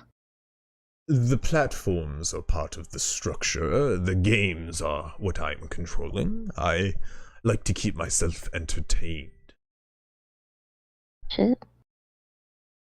Is he like really processing all of these games? Like, how many games are going on That we can once in here? Make an insight check for me, Hoffs. Yeah. Let him roll Hoffs' first insight check of the game. I think that deserves a let him roll in chat. What do you think, chat? Well, I don't know if chat helped or not because that's a 5. You can't really tell. All you can tell is this man's brain is structured, or this man's lights, his order of processing is unlike anything you have ever seen before. It is like a light show for you, zooming in every direction all at once, repeatedly and very rhythmically. It's amazing and baffling at the same time. But do you guys follow him up his stairs? Yeah. I'll take my hat off, and from inside of like where my head goes, I'll take a string and just have my hat hang off my neck, because I don't know if I'm going to lose my head here. Well, you see, I have been gathering information since I have met you all, and a little bit before I've met you all. And I'm quite good at what I do. I've been able to discern some facts, in fact, like the one that you are an Argomancer from the School of Argomancy back in Karev. Is that true, Hoffs? Yes. Well, I myself am a quite renowned Argomancer, if you haven't been able to pick that up yourself, and I think there's quite a bit I can teach you, first of which being practice. As you can see, I do like to keep myself occupied, as Ignacio here pointed out. Doing so keeps me well practiced. I like to keep tabs on many games that are being played around both Aggressor and Rakesh as a whole. And to do so, I must keep track of all my pawns as well as my enemies, you understand. And I've found there's no better practice than the game of chess. You seem to overlook upon, I think. Well, that brings me to another one. You, Ignacio, I have not been able to gather information on. You have arrived in the crossroads, out of the blue, and I have been able to not find any trace of where once you came. That is intriguing. I care to find out, if you care to share. See about that. What'd you say? I'll see about that. I'm not exactly telling him everything, only what he needs to know. Well, where is it you come from? I come from the lower levels of Karev. Got lost in the desert, and I got lucky enough to find Rakesh. That's all. It's my story, really. A Karevian of Yuan Ti blood. should be easy to track, but you're quite slippery. Nonetheless, I can respect that. All I can assume is that some greater power is at play for both of you. There aren't many of this plane that can avoid my eye. But I do not wish to pry, but just learn more of what these pieces have in store. I would like to discern if you're but a pawn of, well, myself or of my enemy. I probably know as much as you do. Well, I'd like to teach you more. And I would appreciate that. If you'll be forthright with me. He says, looking away shyly. Knowingly, in fact. There's something you're keeping that you don't wish to share.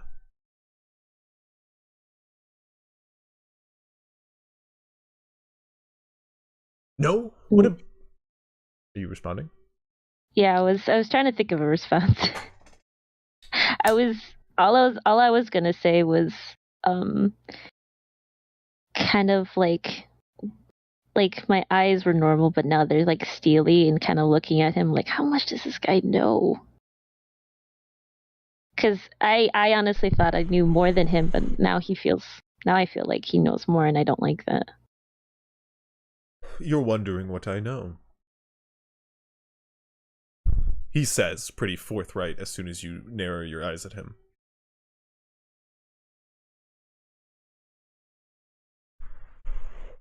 Well, I'll reveal my hand. I don't know a thing of you. I've found no Ignacio, no De La Nube, and no man of snake skin and steely eye. I don't know anything, and what that causes me to draw is conclusions. And my conclusion is that something of immense magical power is keeping the truth from me. Would I be correct? Truth from me as well. Well, that response would cue me in to think that I am correct.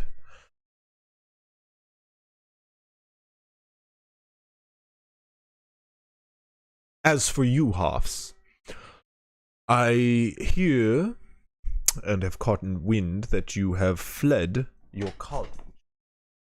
There's nothing on record I could find as to why you may have fled this college, but that causes me to think there's something worth keeping from others' purview. Ignacio starts chuckling and kind of like rubs his chin like, you dug up dirt on all of us as much as you could, huh? Well, that's in line with the profession. That's what we do. It's what he does. It's what I was training to do. Augermancy? Is that what that is? It's part of it, yeah. It was figuring out how to dig up dirt on people and figuring out how people work and making sure they work for you. Right? Make them your pawns, not their enemies. We make it our job to, let's say, view the whole picture. View things others aren't able to, both via arcane means and, well, let's say by figuring them out logically. Some things you can predict the outcome of, and some things are beyond our view. Usually the things beyond my view, however, hold such power, they're worth paying attention to. Does that sound familiar to either of you? Well, me, definitely. What about you, Hops? Sounds somewhat familiar, yes. So what's your angle? Well, now you guys reach the top of a tower. As you guys have been talking, spiraling up these replacing staircase, he opens up a door into a lavish bedroom, sitting room, wizard's laboratory, so to say. All in one, it is a very large room, expanding upwards of 80, maybe close to 100 feet across. This is an abnormally large room. One section of it is, all of it is very lavishly decorated with deep reds and velvety, silky materials. Thick drapery is sprawled across windows leading toward what you can assume is the outside. And there seems to be the occasional chessboard in here. Not as many as the rooms below, or the room below. Here is a pretty standard sitting room, except one section, quarter of the room seems to be quartered off to arcane studies of sorts. And as he lets you into this, his inner chambers, you must assume, he begins to speak very candidly. Well, I'll be forthright with you all. I believe both of you have come into contact with something beyond your means. Something powerful, and maybe someone powerful. Care to answer this question openly? I give the room to Hops. Wow. Okay. Well, since I suppose we've got nothing to hide at this point, yeah, I'll pull out the book. Ha ha! I love it when I'm right. He spins around in a chair. I knew nothing mortal could best my mind. What is it? What is it? Explain. Well, I was on an excavation looking for artifacts and stumbled across the book, and well, I had a vision, you could say, and to some degree the vision has never left, so I see things that others are very apparently not seeing. Interesting. Very interesting. Okay. So somebody now cares to be honest with me, and he darts his eyes over to Ignacio. Do you? I rub the back of my neck and kind of feeling the odd one out. I'll go, Rashafi, how familiar are you with,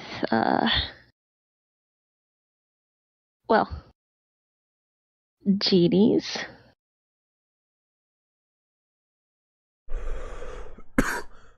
A little familiar, but probably not as familiar as I'd like.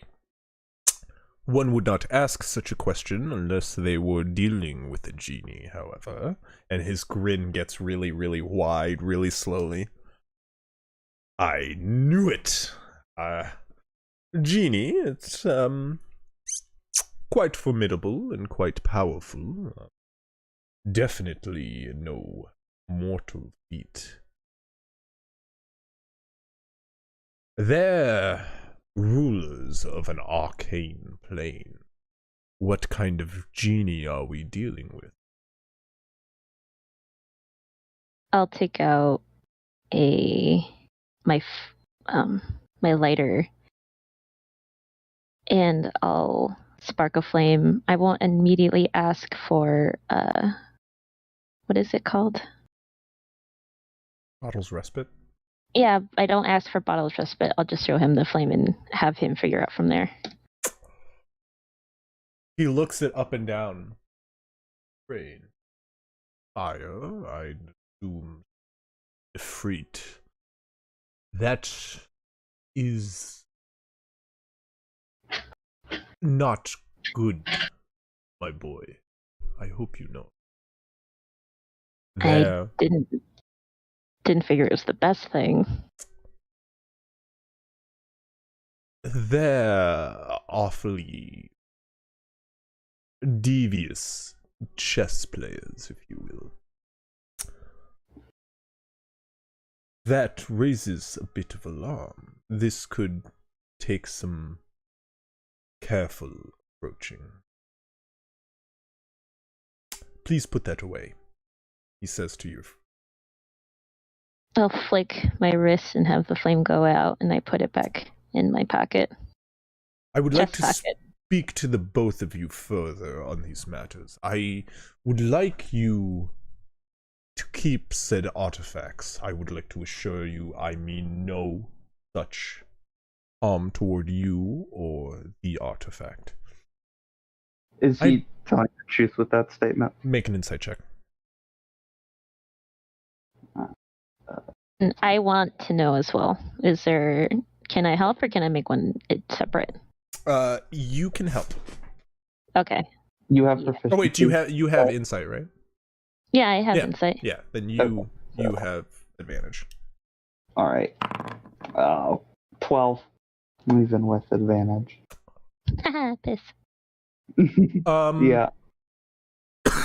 Again, he's very structured and hard to read. But he seems on the level. Okay. He continues though.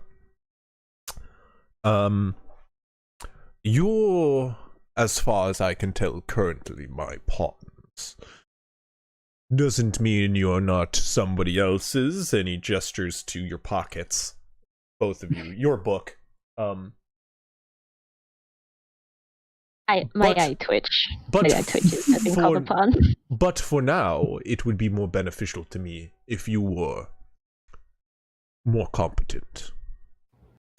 I think we could use this. And Ifrit has a need for you, and you can exploit that. Demonologists in this country specialize in these sort of contracts. I could consult some friends further, but I know already of countless ways we could use the advantage. Make a sort of partnership, he says loudly, as if gesturing to somebody not in the room.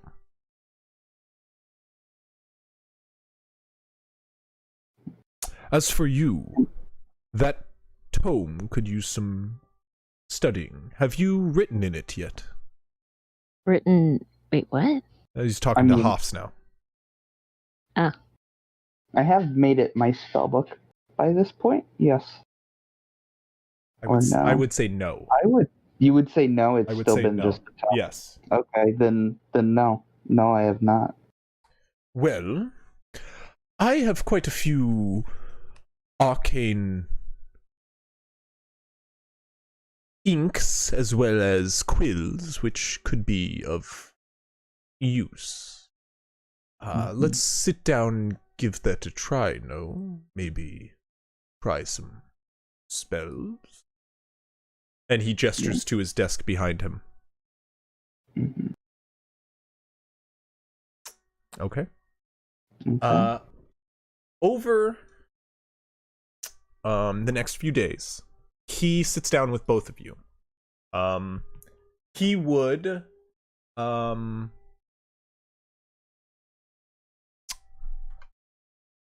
immediately coach you and eagerly watch over your shoulder as you write in the book, transfer spells into the book for the first time.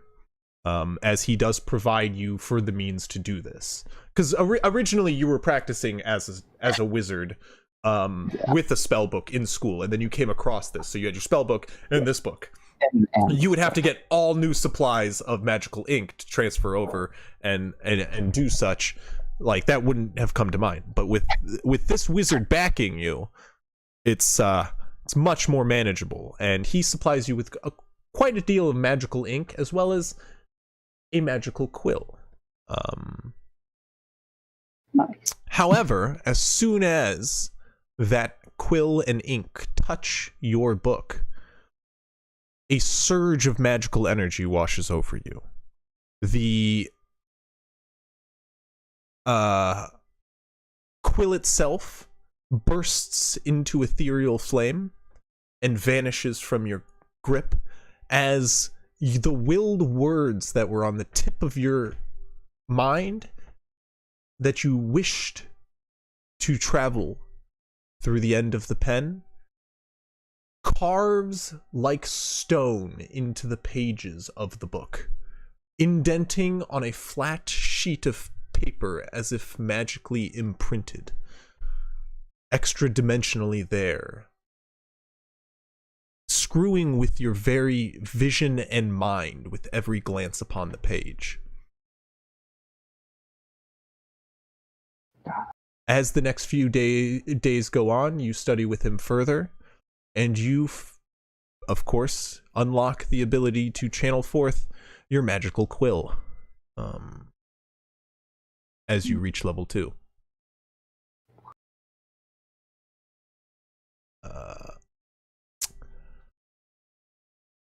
You, Ignacio, he does take a rather different approach. He explains to you the life of a warlock within Rakesh. Rakesh is a very unique nation, one that kind of openly accepts warlocks as a very useful trade here within the nation.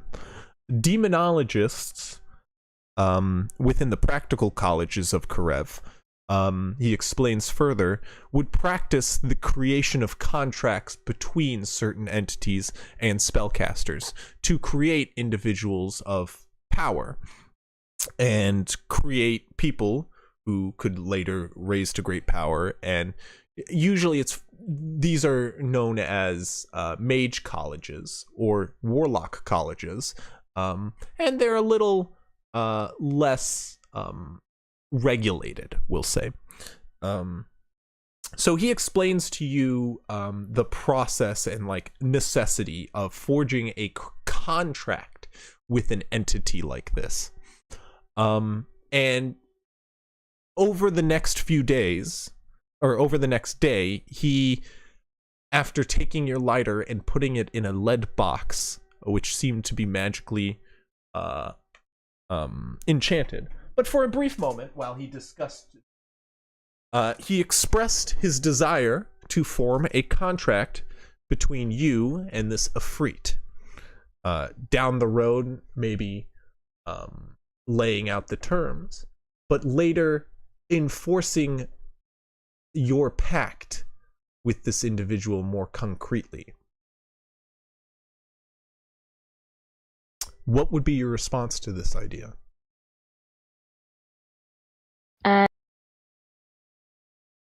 Would probably be open to that, if only because right now it's just sort of, I'm not getting anywhere with the Ifrit. So to have knowledge and how to push and pull the relationship that we don't have, but to make one would be great. Okay. In that case, he would also request a meeting with him. Oh, that's fine. You would obviously allow this then? Sure. Oh, okay, perfect. I have nothing to lose. Well,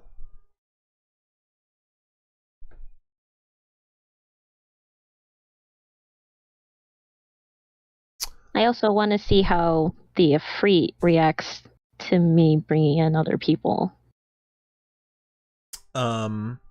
well, You you have to enter the vessel and ask this of him. Oh, okay. Oh, okay. Do you do so? I assume. Because you have never been able to take anyone in with you, so you would have to ask him. Would you do so? Yeah, I'll ask the Ifrit. Okay. The Ifrit, upon asking, the Ifrit allows it quite openly. He does seem to already be aware. Of course, entering his domain once more, it is the similar trapped hourglass you've met him in before. The sands all around you. It is a beautiful blue sky with a fairly temperate weather outside of the hourglass, and as you lay upon the sand, he sits across from you, quite eager to meet this man. As he sits cross-legged into the sand, seemingly just inches hovering above it. You watch as with a snap, whisked inside is Rashafi. After a very brief introduction, the Afriti reveals, I have viewed your interactions thus far. I can see your intent. And I'm interested in making an agreement. As his eyes dart from Rashafi, he peers past him to you, Ignacio.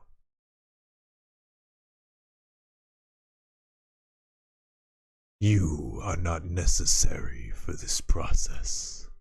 And he snaps his fingers once more, and you are whisked out of the hourglass. I get pissed. I'm like, this is Rightfully bullshit. so. Rightfully so. And as you are on the outside for a few minutes, about 5 pass before Rashafi appears, materializing like a dust blown in from the wind. He appears in front of you. I grab him by his shoulder and I start kind of like, I'm at the pinnacle right now. I'm like tipping. What the fuck was that about? What did you talk about, Rashafi? I swear to God. I talked about the possibilities of a contract coming up. We have not signed anything, of course, or made any such agreements yet. But we've agreed to future endeavors together. And trust me, you will like what comes of it. As he says that, your eyes wash over with flames of burning orange light just from one corner of your eye to the other. It's just seared with an instant flash of fire. It lingers for but a moment before vanishing, and your eyes can see much more than once prior as 2 new invocations come to you. What? I rubbed my eyes because that was really fucking weird. What? Rashafi. I believe that was just a preliminary agreement, a show of good faith. I, of course, made him throw that in. Of course, if we're going to be working together, I can't have you in the dark. And he laughs. Now, meet back here tomorrow, and we'll go over some more things. And he sends you both on for the evening. You, of course, now are also at level 2 with your invocations. I got Sun, pink eye. Eyes burning. As you all spend the next 3 days in Rakesh, you guys are setting off on the at around noon on the 3rd day. Does anybody have anything they want to do before they set off? Yes. You first, though. Oh, I was just gonna say I have thieves' tools now. I've bought thieves' tools. I'm not proficient in them, but I have them. Thieves' steals. Thieves' tools. Over the course of the next, well, real quick, over the course of the next 3 days, while you're each in training respectively, or the first 2 days, Matmu does come to each of you personally and requests your help on this task. He agrees to pay you each further. He agrees to outfit you all appropriately, and he also offers you an opportunity for a task force that he is trying to start up when he gets to Zagara. He makes mention of his tasks throughout the area. He makes mention of this task force specifically, a branch of his military, specifically set with the task of undermining and altogether destroying, hopefully, any sources of magical misdeeds. He approaches you all. He has you all gathered one evening as you guys are each offered a room where he is staying. I mean, shared rooms. But guys, I mean, come on. When do we become kings and queens? No, I'm kidding. But he does offer you shared rooms, and once gathered, he does talk to each of you individually about this opportunity. Should you take it, he gives you a little bit of information on the first task he wants you all to do. Upon noon on the 3rd day, he wishes you to set off north, where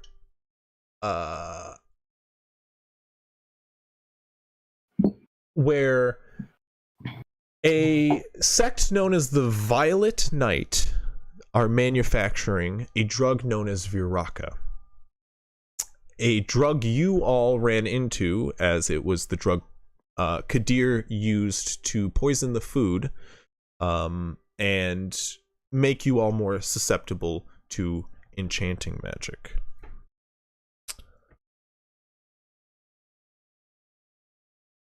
Talking further on the matter, Mahmoud goes on. This drug has been plaguing all of Rakesh for quite some time. It is a pleasure drug. It not only makes one magically more susceptible, but personally, and even He looks away from Avery when he says this. romantically more susceptible. If you get my drift. This has been going around brothels and various adult establishments, catching quite a buzz for quite some time. It's more sorry, not to cut out a character so abruptly. Atomic King 74 said D&D Viagra. It's more like D&D ecstasy. Just to I was like, is this a date rape drug? No, That's it is really what I thought. it is to give you the out of character rundown. It gives you disadvantage on or it gives everybody advantage on persuasion and deception checks against you, as well as the enchanting effect you guys had in the night previous. You all were exposed to a watered down version of the drug. Those exposed to it can be much more convinced of other deeds as well. The sect known as the Violet Knight uses those addicted to the drug to manufacture said drug. And from the information I have gathered, most of its inhabitants are addicted and paid in Viraka. That being said,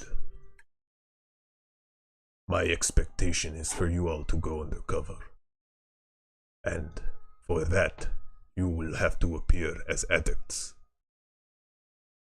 Can you do this? I'm not so sure if I can specifically. Of course. Sure. Due to my metallic nature. Are you immune to poison? This is a magical poison. I do think it actually affects you. But Matmut continues. Condition immunity is disease exhaustion, so not poisoned. Yes. I'm resistant against poison.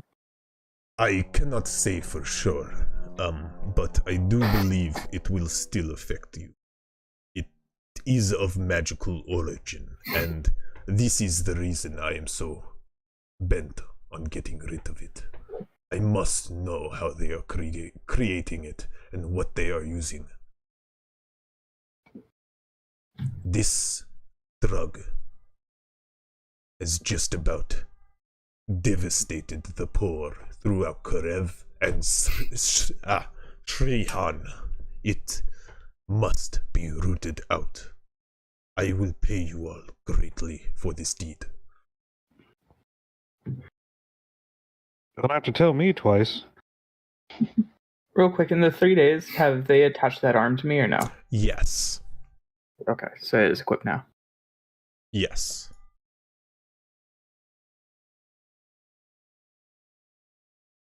Okay, that was my only question.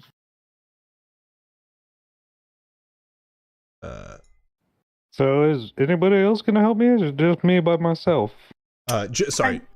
I've already sent my life away to I've him. already agreed, but okay. Okay. Real quick, a man named Zakir is the man who attached it to you. You were introduced to him by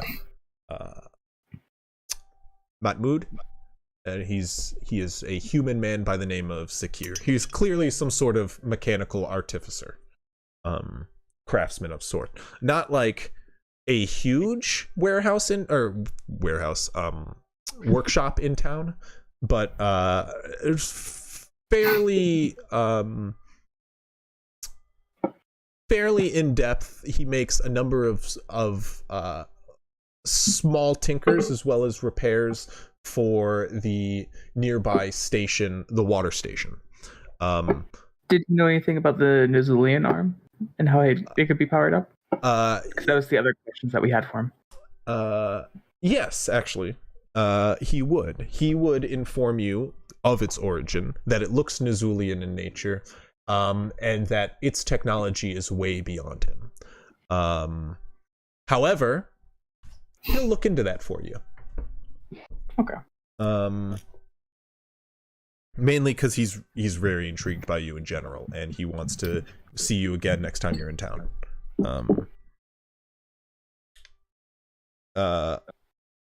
In fact, E45 is just getting the eyes of every collector in town, apparently. Well, specifically, You are antique. Specifically, Matmud is the one who approached him about your arm, and part of the discussion was that he's going to be looking for more and might want him to attach him, and so that really piqued his interest. Nonetheless, Matmud continues. That being said, if you are to appear addicts, I'm worried at one point you may become forced to consume it. Be prepared for that, including you, Avery. It will make you loopy, but you'll still function. Just do not trust everything somebody says. And do not spill the beans. If you guys are caught and, well, come under attack, feel free to do what you must. I want these people dead if you have to. This operation must die here. Understood? Understood. Understood. Are all you on board? Sir. Yeah. In that case, I will have you all rationed up and out by dawn, or by noon tomorrow. I cannot give you any sort of mounts to venture out in the sands, but I will give you a camel to carry your stuff. Keep it safe. You must appear poor, so it is all I can do. I am halfway there. Don't worry about it. He will. We'll be Sorry, go ahead. Go ahead. Oh, I was gonna like raise my hand and be like, we'll be returning here, so it's okay if we leave most of our stuff here, right? Yes. Nice. Ideally, you will be returning here, should everything go as planned. Okay. And by then, I am hoping I will have Kadir in chains. I have not heard back from my men. That is either a good sign or a bad. Have you all looked into what's underneath the mansion? I have. There is some kind of arcane ritual that I am not sure exactly what it is for. The arcane circle, however, is completely cracked. Severed down the center. I do not know what that means. And what of the monstrosity? We have killed it. It was horrifying and not of this world. I imagine he intended to sick that on us in the manner. It would have been a good distraction that he needed. But I do not think he had the chance. I think it's best if Moju does not know that he was in a room right next to it then. I have already told him. He thanks his gods. For you all, in fact.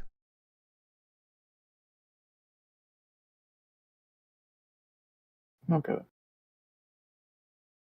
Well, get some rest. Prepare for tomorrow. It is a long journey. About 5 days. God forbidding any troubles.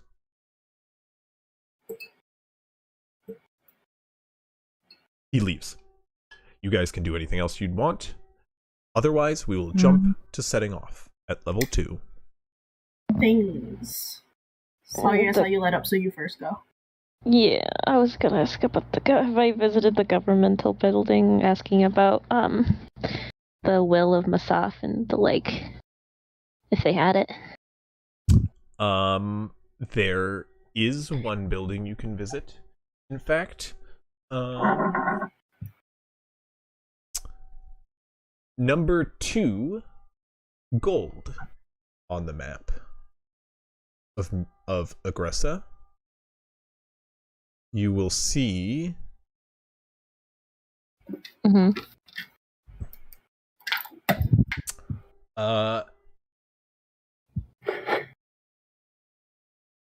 council estate.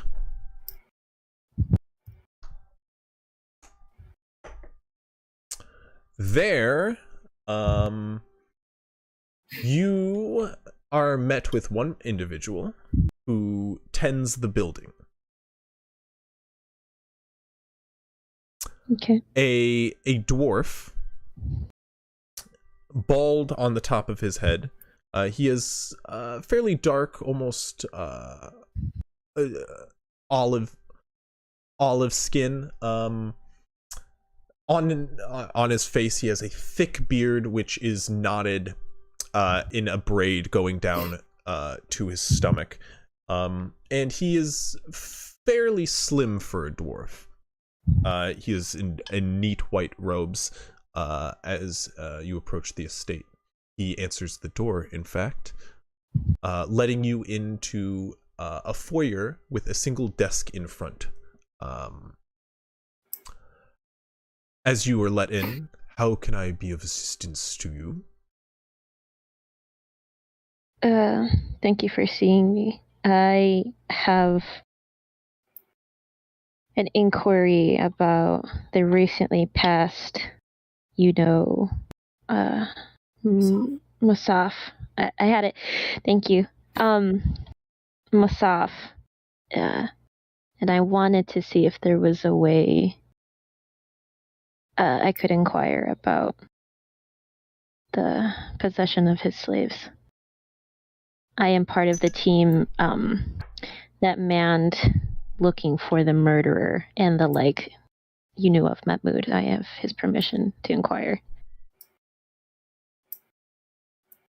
Well, I'll have to look into his will. If you be just patient one moment. You watch as he closes the door and heads to an adjacent room. He lingers in there for but a moment before bringing out a stack of papers which he holds in hand. Yes, well, let's see. It seems his slaves were intended to go to his business partner, Rakar Fahir. Rakafa here. Where is he? I'd imagine he's probably working their factory nearby with Mr. Anfarit out of business. We have been in quite a stir around town. I do believe you've heard, but 2 councilmen have been murdered. I was there when it happened. I am familiar. Oh, right. Yes. Well, it's thrown quite a bit of things into a stir. But yes, anything else? Has Rakafa here said anything about taking them on? Any plans? There hasn't been such discussion, really. The bodies are barely cold. Well, if there's any way that you can send him an inquiry, I would very much like to purchase the slaves from him. Oh, what was your name? Ignacio. Ignacio. I will inform Mr. Fahir that you have been inquiring about the slaves of Mr. Anfarit. Yes, of course, that will be no problem. I'll take my hat off to him and I'll be off. Thank you so much. He holds out a hand. I'll shake it. Right. He sits down, not getting the door for you.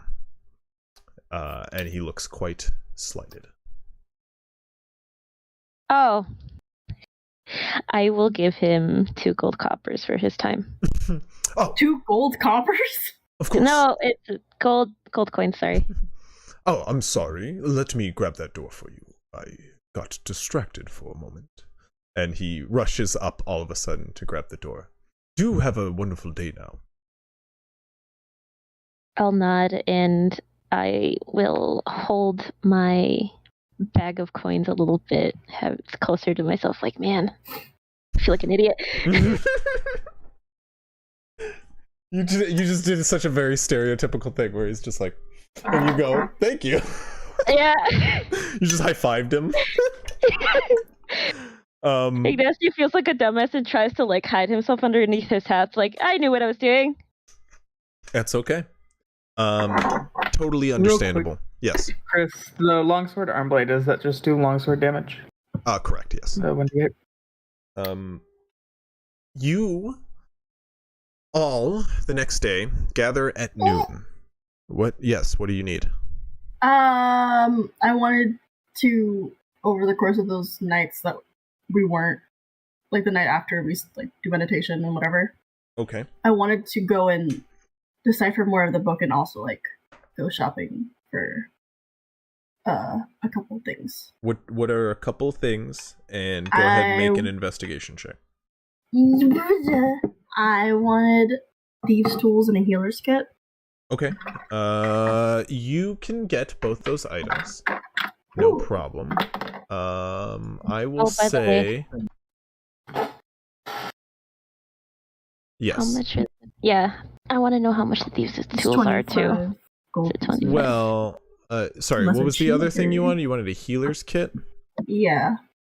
Um, If they're standard price, then I shall mark it off.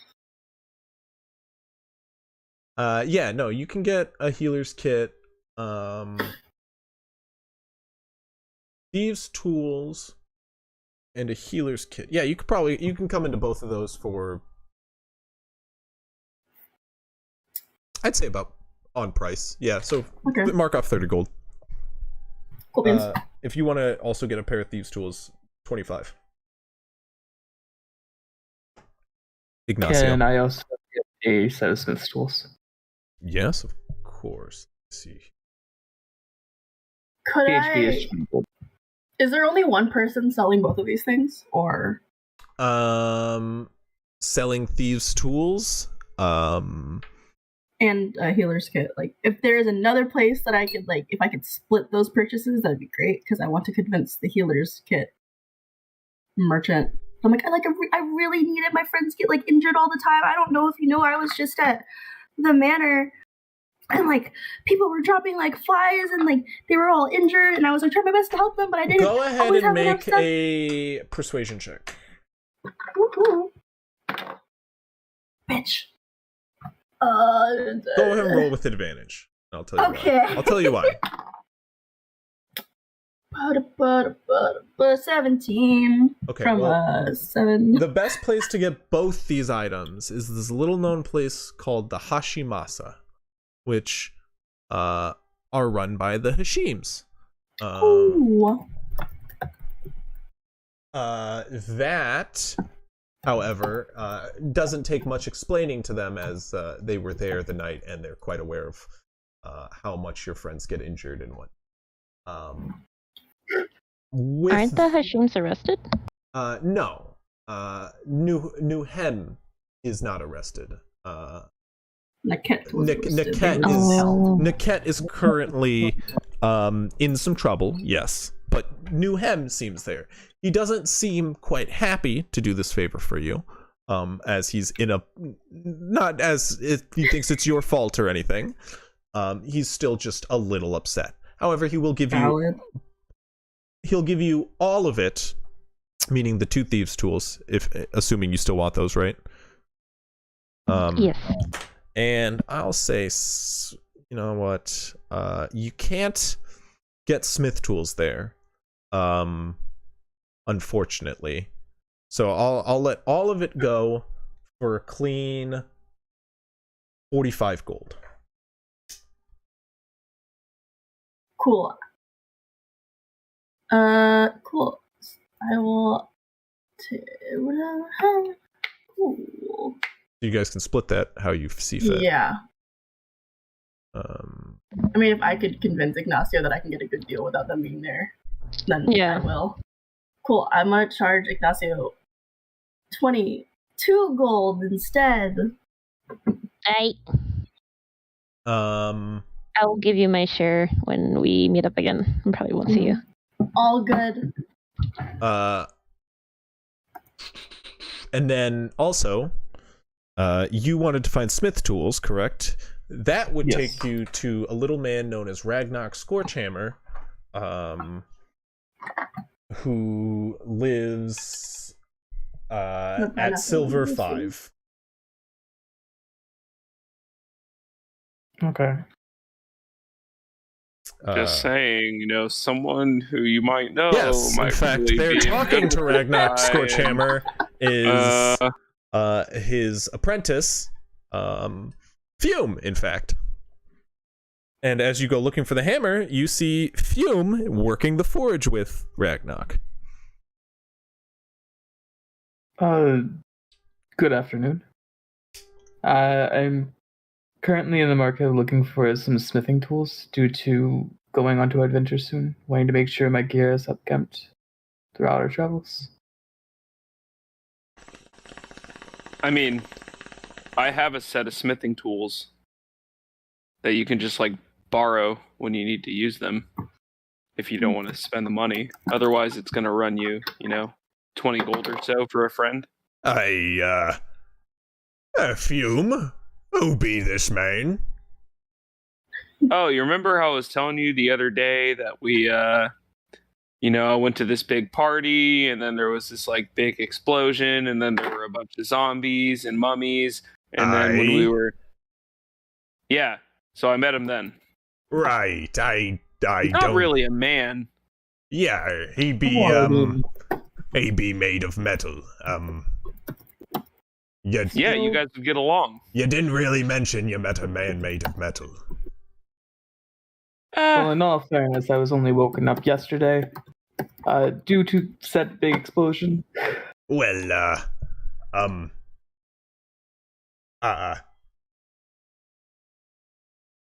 I really don't know what to say, but from a man, are you going on an adventure with the man-made? Yeah, look, okay, I'm going to set you on a task, boy.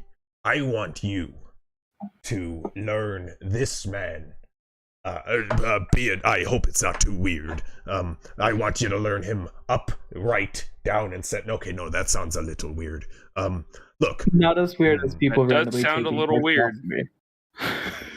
Look, look at all my I'm body trying to however you say want. is it would be a mighty fine practice for you and your smithing if you got an opportunity to, get to understand how, that works. And he kind of just looks at you in amazement every time he glances in your direction. Not sure what part of you he's more intrigued by, to be honest. What make and model? Well, I can say that if you want to know of different parts of me, I know that this arm, pointing to my left one, is from Taldazir apparently, and the rest is of Rakashian design. Quite ancient Rakashian, but Rakashian design nonetheless. Okay, well, look, I know you're leaving soon, but if you find your way back here, maybe you let me take a peek around as to how you exactly work. Or if you find out how you work, let me know. I'd love it. I will definitely let you take a peek. However, in exchange, if you can teach me the ways of smithing, so that way I can make sure that I'm always up to snuff. I'd be happy to. Look, how about this? You come back to me. I'll teach you while you're here. But for now, I'll send you off with my prize pupil. And he points to Fume. Okay. That is completely acceptable. I'll send you off with an extra set of smith tools. Let's see. Well, look, I'll just charge you for the supplies to make myself a new pair. 10 gold. 10 gold? Okay, sir. You watch as he rummages out, takes out an old pair of his own, and hands you over the ones he was just working with. Okay. And I will hand him 15. Oh, look, they built you a heart in there too. I mean, that's debatable. But you'll be able to find out eventually. He goes back to smithing. Anyways, mate, I'm going to be working here until we leave, so just grab me whenever you're ready. Will do. I'm gonna head back to the apartments then and rest up before the adventure. Okay. You guys spend your last night in Agressa before the next day comes about. Your last night, Avery, is not filled with a lot of progress on that book. You do spend your night discerning which parts of the book are his actual legitimate business dealings, which are pretty obvious. He does seem to sell perfumes. His nearby factory, which you've heard mention of over the last few days,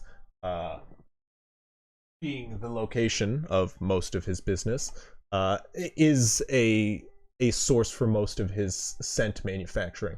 You can discern a whole section of this book, which is as well as like a framing of like various points throughout the book, where you can see ingredient combinations, different recipes that he's put together, secrets to creating certain scents, which you could discern further. You can make out like small ingredients throughout, but like with that check, you can't really, you can just mostly make out that these are recipes. I can't really make out each individual thing on it.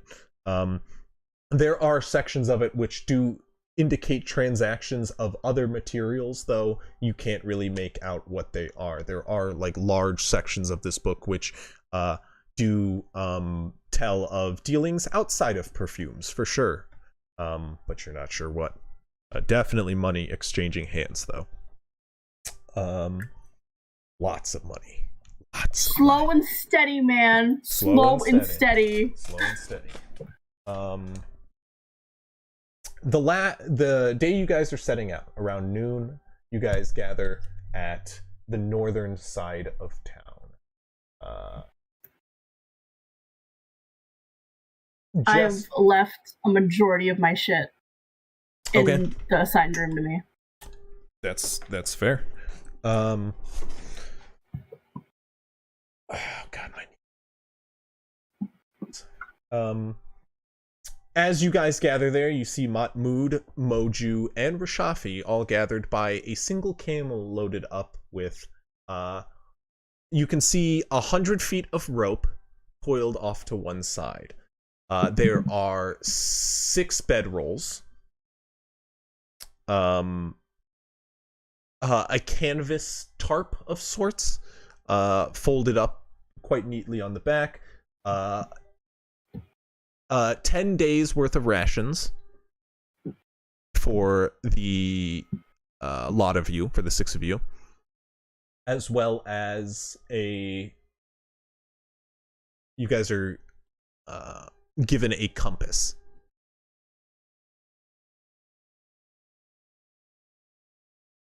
Is anyone, I'll ask, is anyone skilled in navigation? I got lost in the desert. I'm not the best pick. I have survival proficiency. That would mean you. Yeah. Kinda. Survival? I'm also proficient in land vehicles. Oh, yeah. Like a camel? Like a camel. I am also proficient in land vehicles. Okay. Hoffs is also quiet, but he's smart.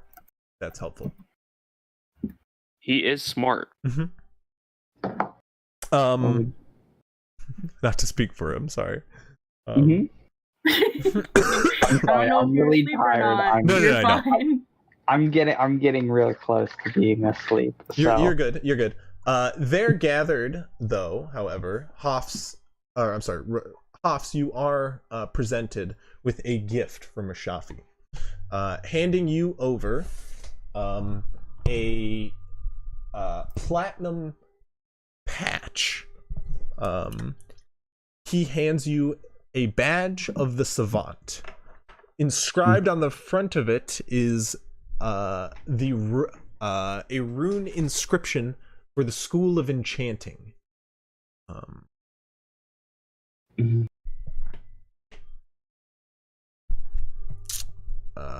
You, I believe, know what that item does, so I will link it to you in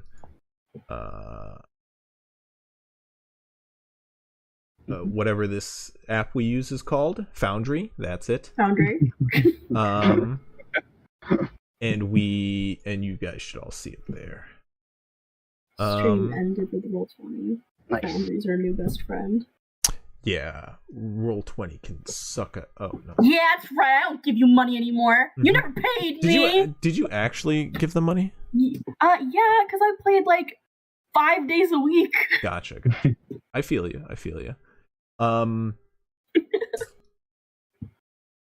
You are also given something, Ignacio. Also from Rashafi, he gives you a small velvet tear-shaped package tied at the top with a silk string.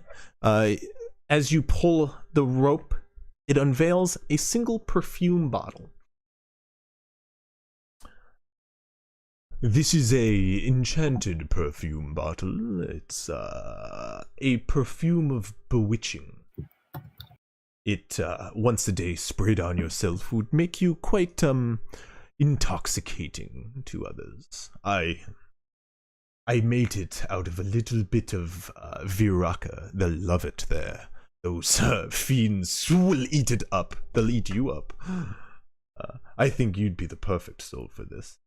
And he hands you the little enchanted vial.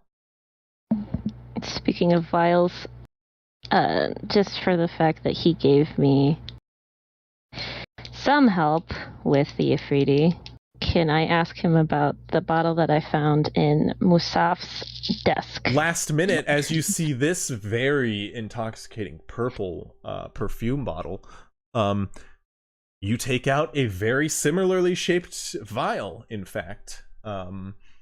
Corked at the top instead of with this glass stopper that it seems, enchanted glass stopper that Rashafi made. This bottle seems very similar with a purple liquid inside. As you take it out, Rashafi laughs. Boy, that is Viraka, wherever you got your hands on that. I made the perfume using a sample. Hold on to that, because it could be useful where you're going. Well, thank you, Rashafi. Of course. I think. I was waiting for somebody. I was waiting for somebody to ask about that. Oh yeah, I finally did. I thought you were gonna ask me to like identify it or like Hoff's to identify it or something. You guys gotta Yeah, remember granted, this. there's only 2 people that knew about the bottle. Yeah. Like, I you were there to remembered. give me a DL that we snatched some shit. I remember. I'm sorry. But you should You're fine. also see the perfume of bewitching in the items tab, along with whatever item you have. Neat. And also approaching you, Oberon, Moju seems to have a present for you. Ooh. Opening his large hand, inside you see a amulet attached on a singular golden chain. The amulet itself seems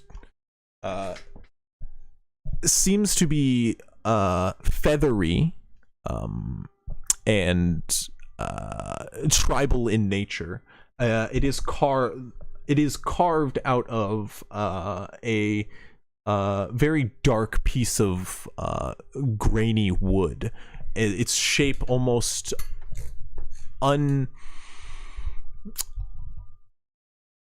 uninterpretable, but also very familiar at the same time. He hands you it over.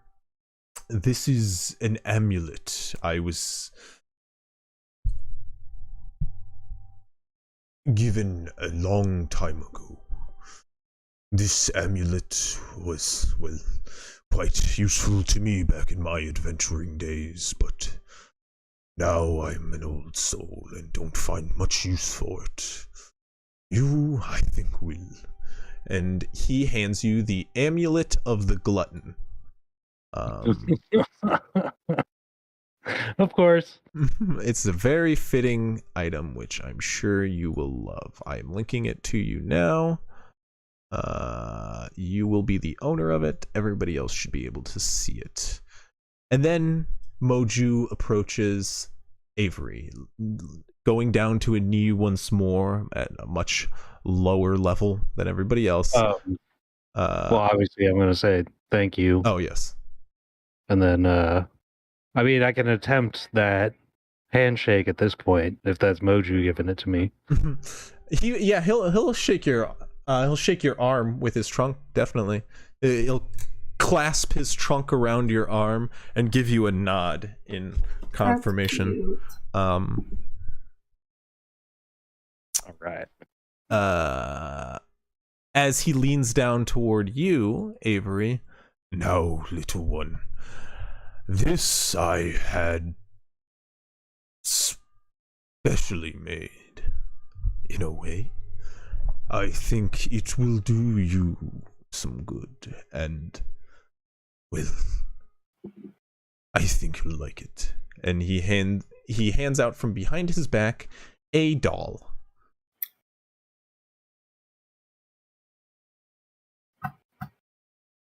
Ooh, it is not just any doll. It has its own special little tricks. It's nothing too incredible, but I'm sure you'll find something fun to do with it. I'll take it graciously. On my why is it funky? I want to know. You'll I'll also figure see it out later. You'll see it as talking doll in the items. I think you guys can drag those over to your character sheet too. I will identify this bitch.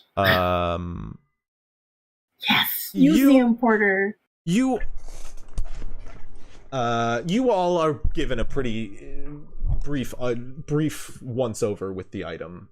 You know what the badge of savant does. The amulet, Moju will tell you, will heal you anytime you consume a meal, once a day. And That's so cool. the talking doll, you of course know. I assume you're reading it, but Moju will explain that to you, so you don't actually have to use identify. That's so cool. The perfume's pretty straightforward. The ever-smoking bottle's pretty straightforward. The Baraka straightforward. The long sword's pretty straightforward. The long sword's very straightforward. Let's be honest. Stab. Longsword is punch with stab included. Yes. I've already attached the badge onto my spell. You got it. Yeah. No. Definitely. I'm saving this for in perpetuality. I'm putting in chat. Rashafi will also explain to you, though, that is Kadir's old item. He is an enchanting mage. He'll reveal to you. He went to the College of Enchanting, and it's his specialty, and that's specifically his old badge. Just so you know. How'd you get your hand on this then, if Kadir, best I could tell, he just, got up and ran away, and presumably he had a spellbook on him. Oh, this is... Why would he? He's long evolved past this. That man has old spellbooks within my tower that he's left behind. I have all his belongings, which I'd imagine he's going to want to come back for. If he wants this back, he might have to come for you. He says with a grin. Yeah. Let's hope not. Oh, yes, of course not. That wouldn't be interesting at all. Wink, wink, nudge, nudge. He's not winking at all. He's just grinning really, really, This really wizard widely. is such a lovely pot stirrer. There are people. You think? There are a lot of people like him in Rakesh. They lot turn of the fan wizards. on when Wizards, people start throwing shit. wizards like to stir shit in Rakesh. I love that. Fucking crazy. Uh, I feel like wizards like to stir shit just in general. That's because wizards are researchers, and researchers are wild. well, as you guys venture out here, would anybody like to declare how they're going to start the travel? I'm gonna leave all but this shit that I'm leaving in chat, so I can't go back and change it. Leave all of my Assume stuff. we're with walking stuff. along with our camel. Headed Yeah. north. Okay. Walking with the camel, leaving anything that's not necessary in my home. You are instructed that all you know of the Violet Knight before setting out. Reports tell you that they have taken up encampment around some ancient relic, burial, or some sort of ritual site from ages past. Many of you will know there's lots of those in the desert. To the north, you may run into a few, but you're instructed to keep your eyes out. They're a rather large gathering at this point, and their purpose is to attract individuals addicted to Viraka who have heard rumor of this place to join up to their cause. Wait, hold on. They might have some sort of manner to like actually draw attention out in the desert. You're not sure. It's all based off of some inconsistent intel. Hearsay. But what you do know is they take addicts, which leaves you guys open to some easy infiltration. As your time out in the public here around town has been limited, and your association to any sort of, Rakeshian military has been purposefully limited as well. I was about to ask that. Like, was there anything that we could get from Matmood to be like, hey, we're on this team, not the other one?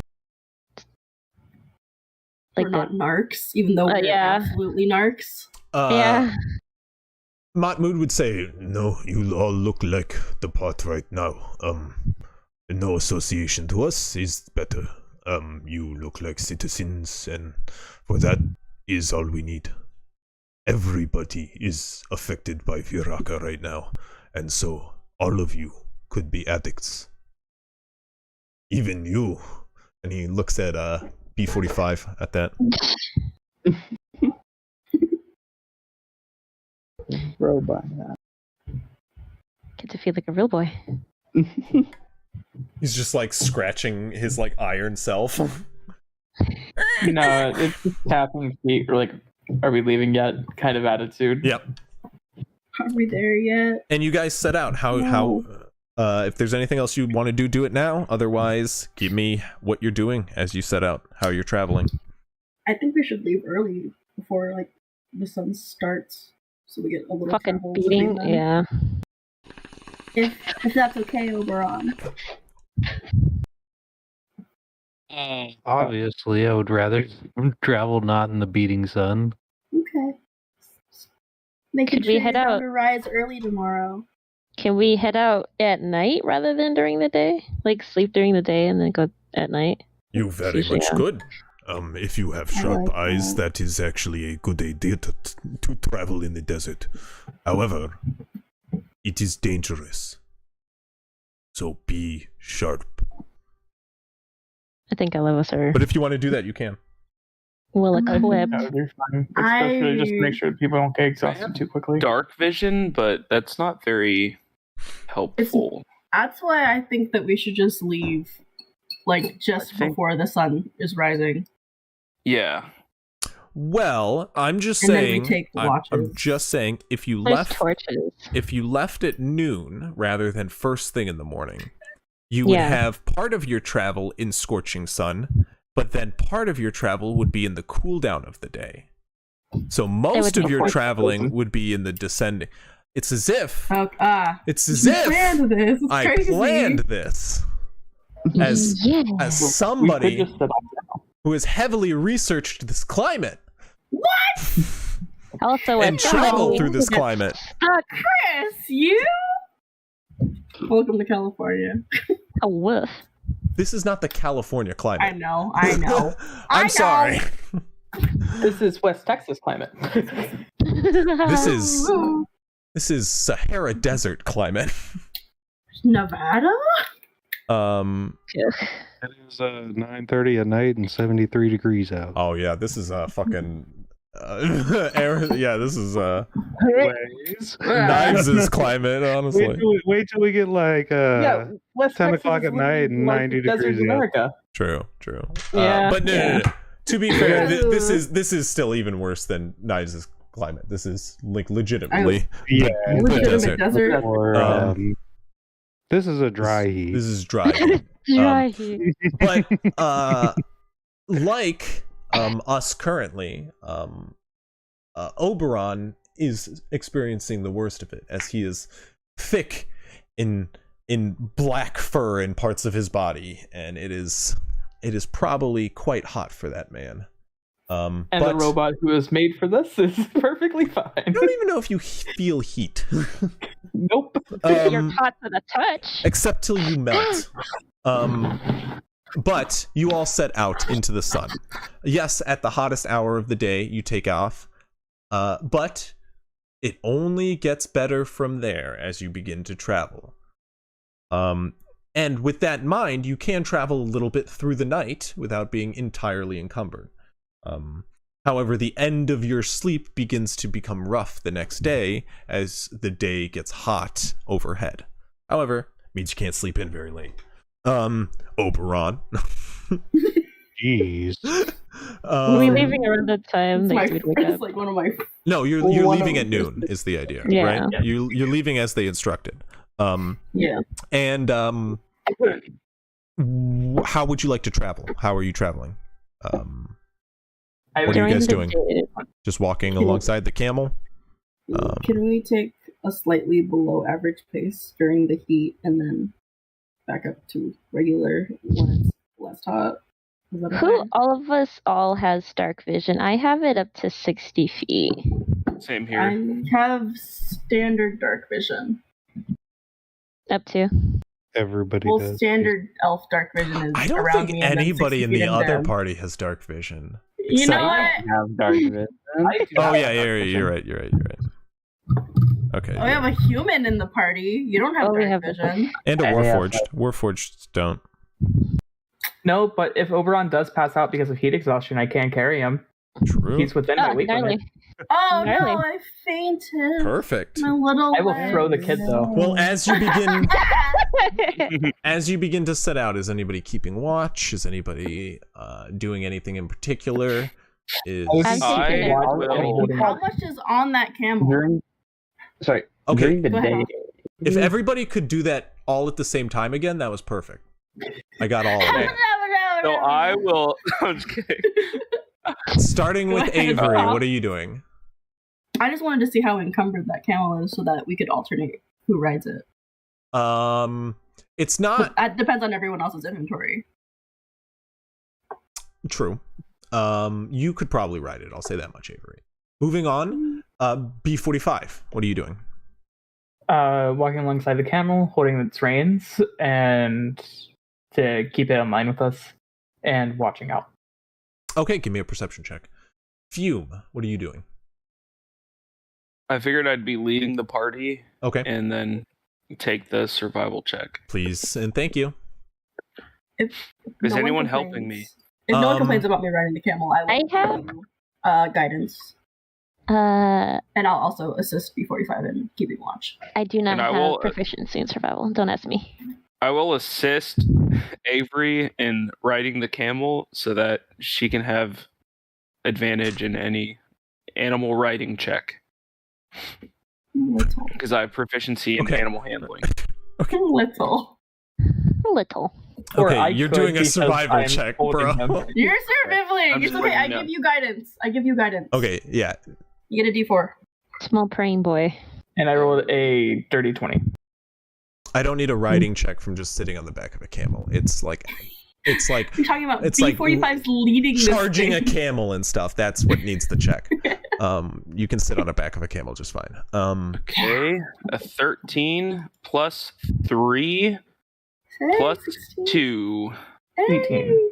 18, not bad. 18. Okay, good.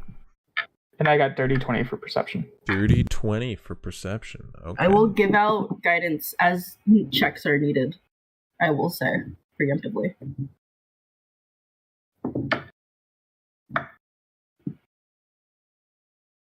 Okay, so Ignacio, what are you doing?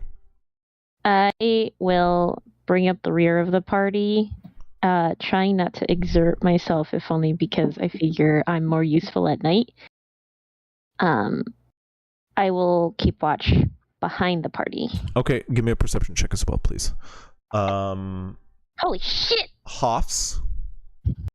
Yes, give me 1 second. I want to see how long it takes to. I don't need it. I can go on Then- if you need. No, I found out what I needed to find out. Yeah, I guess I will Thank you. just keep watch. Kind of, somebody else has already said in back, so I'll be another person kind of keeping watch just ahead Okay. We're watching the side. or Is that watching aside. the Go watch ahead? flanks, yeah. Okay. Sure. That works. You give me another perception check. That's 3. Okay. 19. Helping keep watch also. So. Oh, that's what you're doing too? Yeah. Yep. If you're all just keeping lookout, I mean, If there's anyone also available to look, like, keep us on path with survival checks, I think that would be good. Fume. That's Fume. yeah, that's what Fume's doing. Fume. I'm saying Fume is an different. extra person as well, Mm-hmm. like in case if there's like a mess up, or like it could help us find an easier route. I could. Oberon, anybody else? I have a I 2 in survival. Can't. I just give out guidance. Well, like you candy. guys can think creatively about other things that you could use that would be useful. Is just all Yeah. I will say. Okay. Like it doesn't have to be survival if you don't think you're good at survival. If there's something else you can think of, like just be creative is all I'm saying. Oh, you know what? Does anyone like? Sorry, go ahead. I was gonna say, can I keep track of everybody's hydration? I don't need anybody getting dehydrated on me. Do you I have a water skin. do you have I will make a medicine check for me. Okay. So my perception for keeping the caboose is 20%. You don't need to do that. We'll say Okay. you're focusing on keeping people hydrated. Okay. Take a Since D4. everybody else is perceptioning. Go I ahead and will put your need that perceptions D4. in chat, please. Oh, Avery. I take the D4. Take the D4. If I anyone's did. apt in navigating, could they navigate by stars when we're at night? And perhaps this is Fume.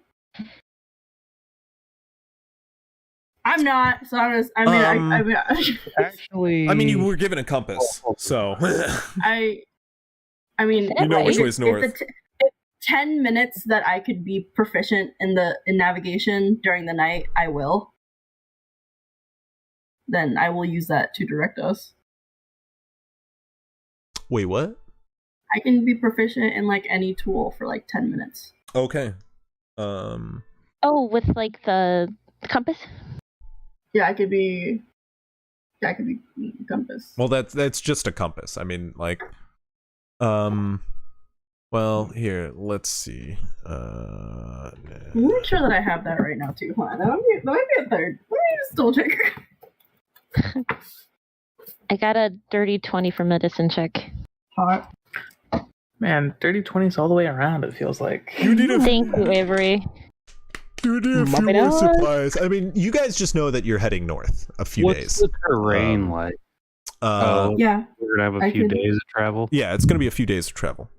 I will choose to be proficient in survival every once in a blue moon and help you. Okay. Today it is just Fume leading the way.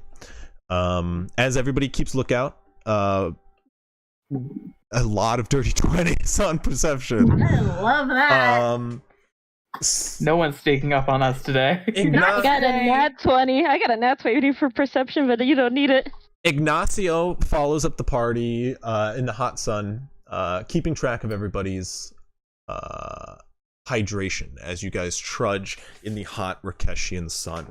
The sand beneath your feet reflecting light at every step and burning the flesh that it does manage to touch past your boots and lacing as you trudge up loose dunes, making it harder with each step to push on. Everybody, make me an athletics check, please. Oh man. Fun. Is this a good point to say that I can't get exhausted due to being a Warforged? That is a That's a good nice point to place. say that. So I still need to make an athletics check? Do it anyway, because it Okay. Do does I have to do get with pace. advantage because I'm Cool. on the camel? 23. Yes. Okay, better. Fuck, bitch. No, it's not. Sorry, what did you say, Oberon? 21. 21, nice. Hoffs?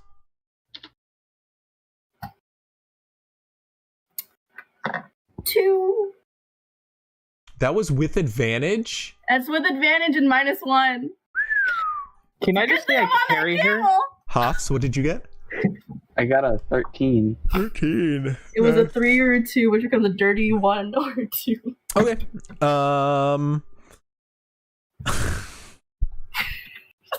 Can I just carry Avery? I'm on the camel! No, you're fine. You're on the camel, so your pace is unaffected by I'm Avery. I will little. say that much. Little. However, Avery is just unbearable in this journey. Not happy. Yeah, he is just the biggest complainer, and like you Are we all in think an you're lucky oasis yet? stars when the temperature just begins to drop and he passes out on the back of the camel. I need a nap. Just the fact that he's shut the fuck up for a change. He was unbearable a second ago. So It's just the hot. screaming baby throughout the night. Yes. No, I'm not that crazy. But I will whine, and you can hear all of it. B45, you're leading the camel. Do you guys tell me? Do you guys see this? Oh, he's frozen. We can hear you. What is this?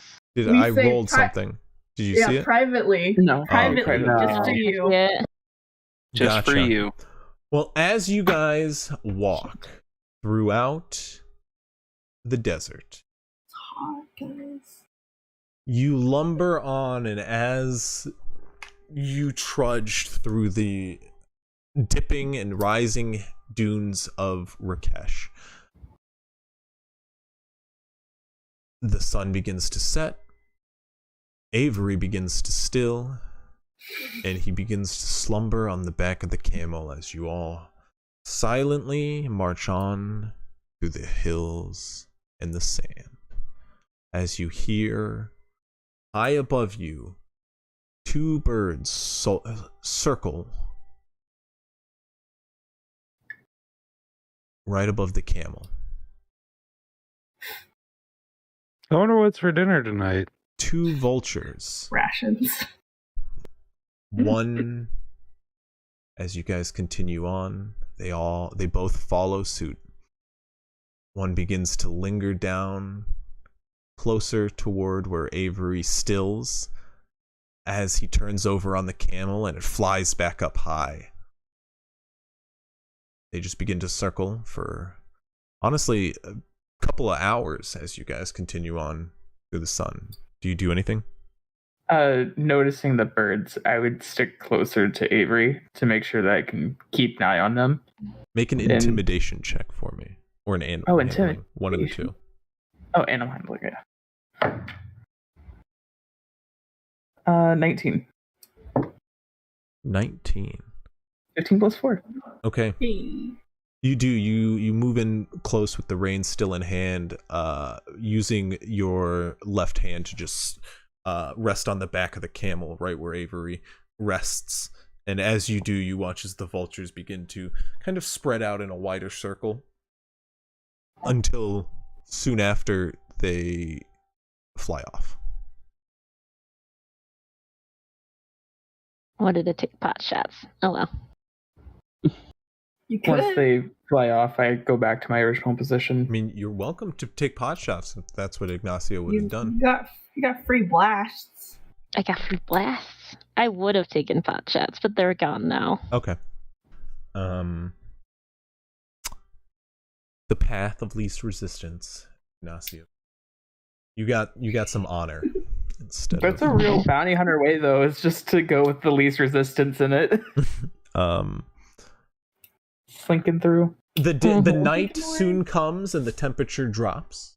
It is soon much colder here in the evening, and as the winds kind of pick up over the rolling hills, it is getting much colder than what you remember back in town, in Agressa even.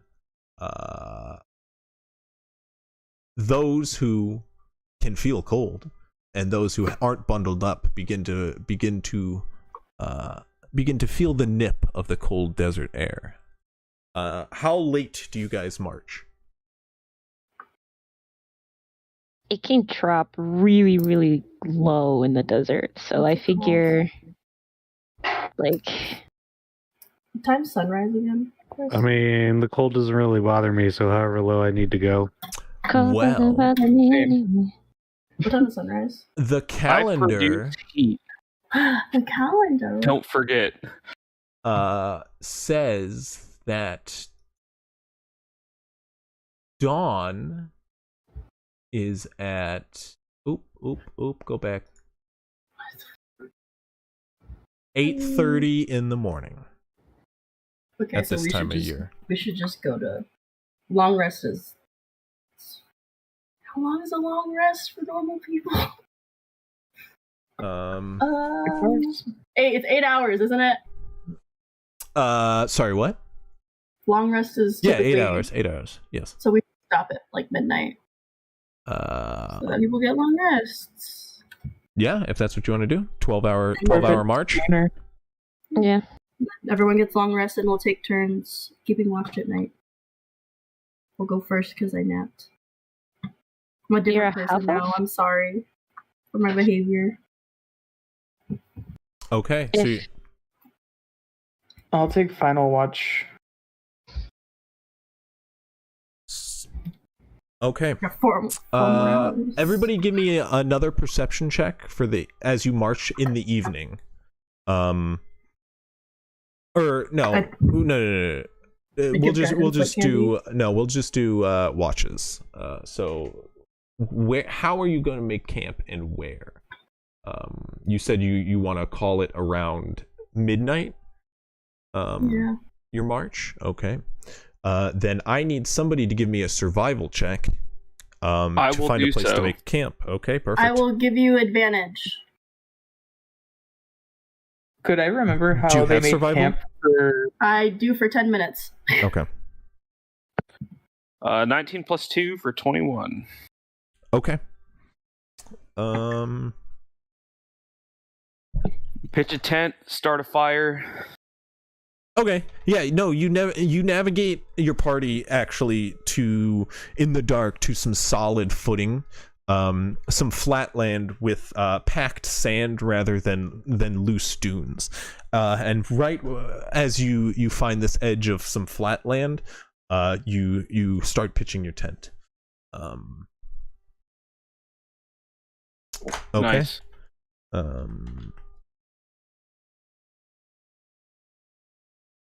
You guys do have one tent. It is a large tent that should fit 4. Avery is quite small.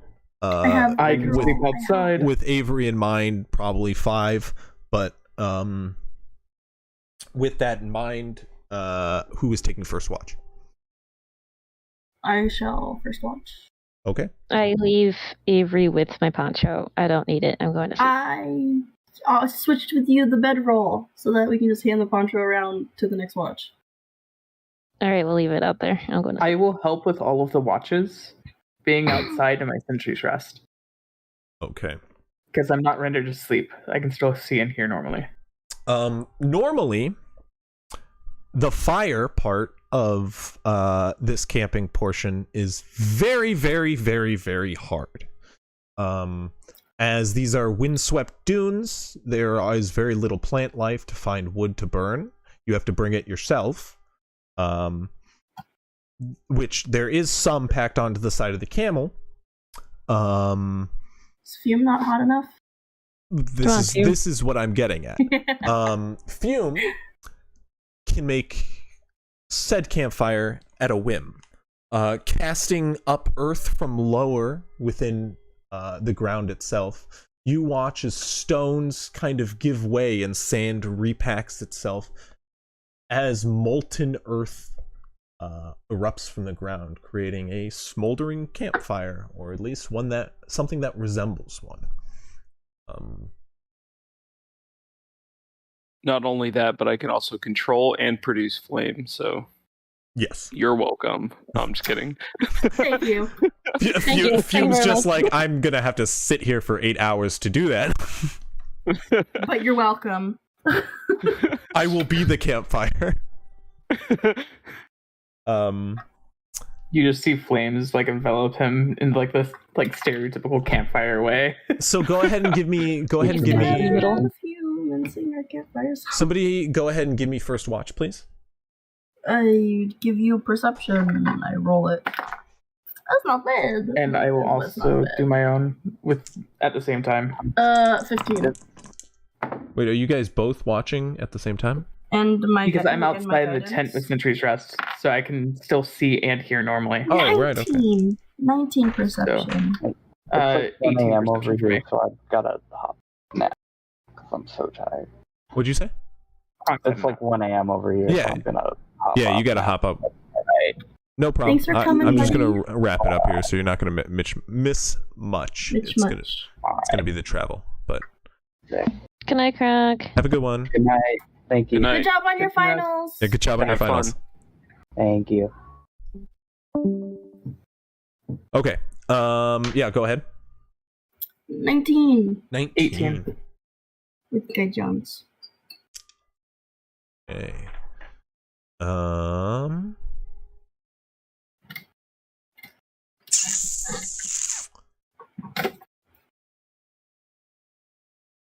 Sorry.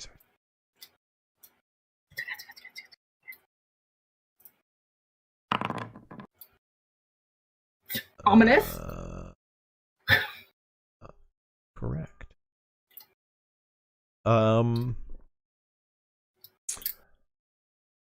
Throughout the night, or throughout your watch, how long are you watching? Since 2 hours. Both of you only need, you're only watching 2 hours. Oh, okay. Yeah. Yeah. Nothing interesting happens whatsoever. And I'm gonna continue my watch throughout the entire night. Just the wind-swept night with an open, starry sky. I will do my watch, and then I will wake Ignacio next. Okay. No, Mike, it's your turn. All right, kiddo. Get some sleep. You two, adulto. Adult. Go to bed.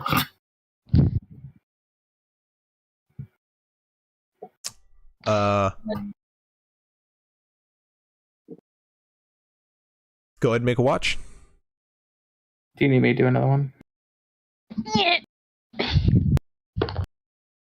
I mean, Oh. no, you can keep it persistent. Is watching a perception check? Yes. Okay. In that case, it is.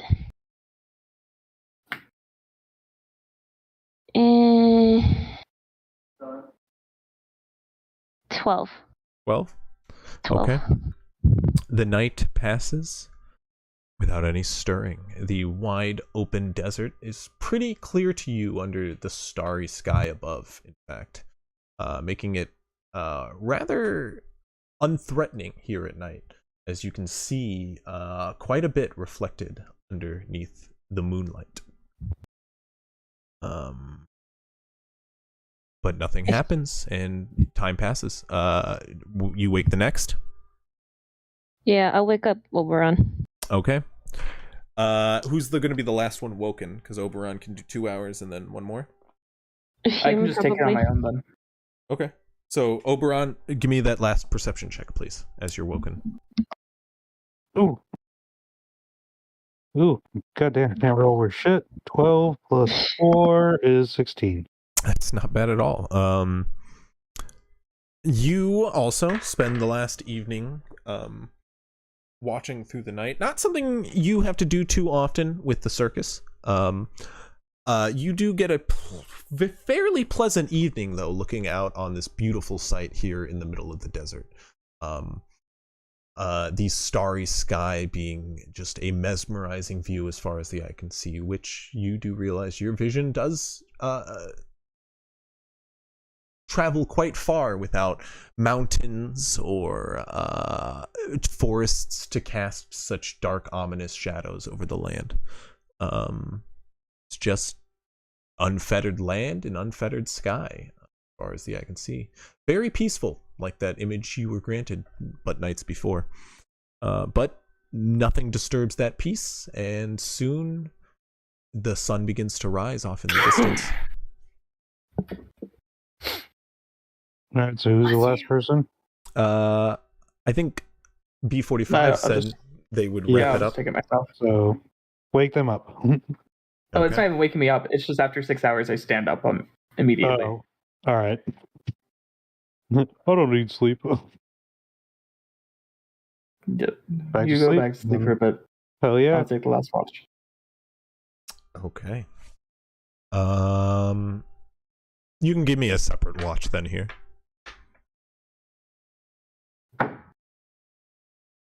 That's 16 as well. 16? Okay. The day passes and the sun begins to scorch down upon the land, and the land seems barren as far as the eye can see.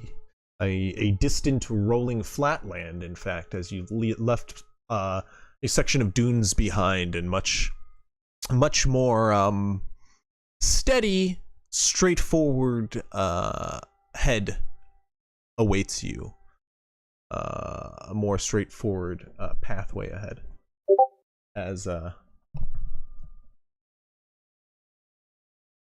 day begins. But yeah, still uneventful night as you guys can begin a day of travel. Do you do anything before the day starts off? I would say I would just go through like different weapon forms, like re-practicing. Okay. And like getting used to pulling in and out the new sword from my wrist. He's doing morning robot stretches, or the equivalent of. Sure.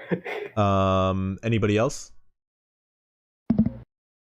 Can I see if there's any creatures around, specifically of the snake variety? Go ahead and make a perception check for me. Ooh. Guidance. 9. Nope. Guidance. Not. Oh, okay. D4? You are.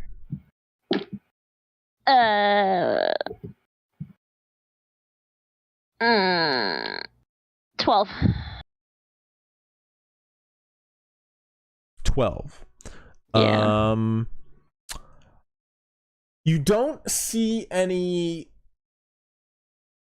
in your camp. Nope. No, you don't see any snakes or anything in your camp, but you do see collapsed in this hard sand in front of you. You do see collapsed tunnels of spots where like snakes will burrow. And you are most likely, which you would know, you are most likely to find some around, most likely if you were to head further into this flatland, this is probably where you would know this is probably where you're going to find snakes on your travel. If you want to keep a lookout then. In Okay, the cool. morning, I noticed Fume did the earth shaping and stuff last night, right? Yeah. So I'll go to him, and I know he's off like AFK right now, but I'll go to him and I'll be Oh, like, I'm back.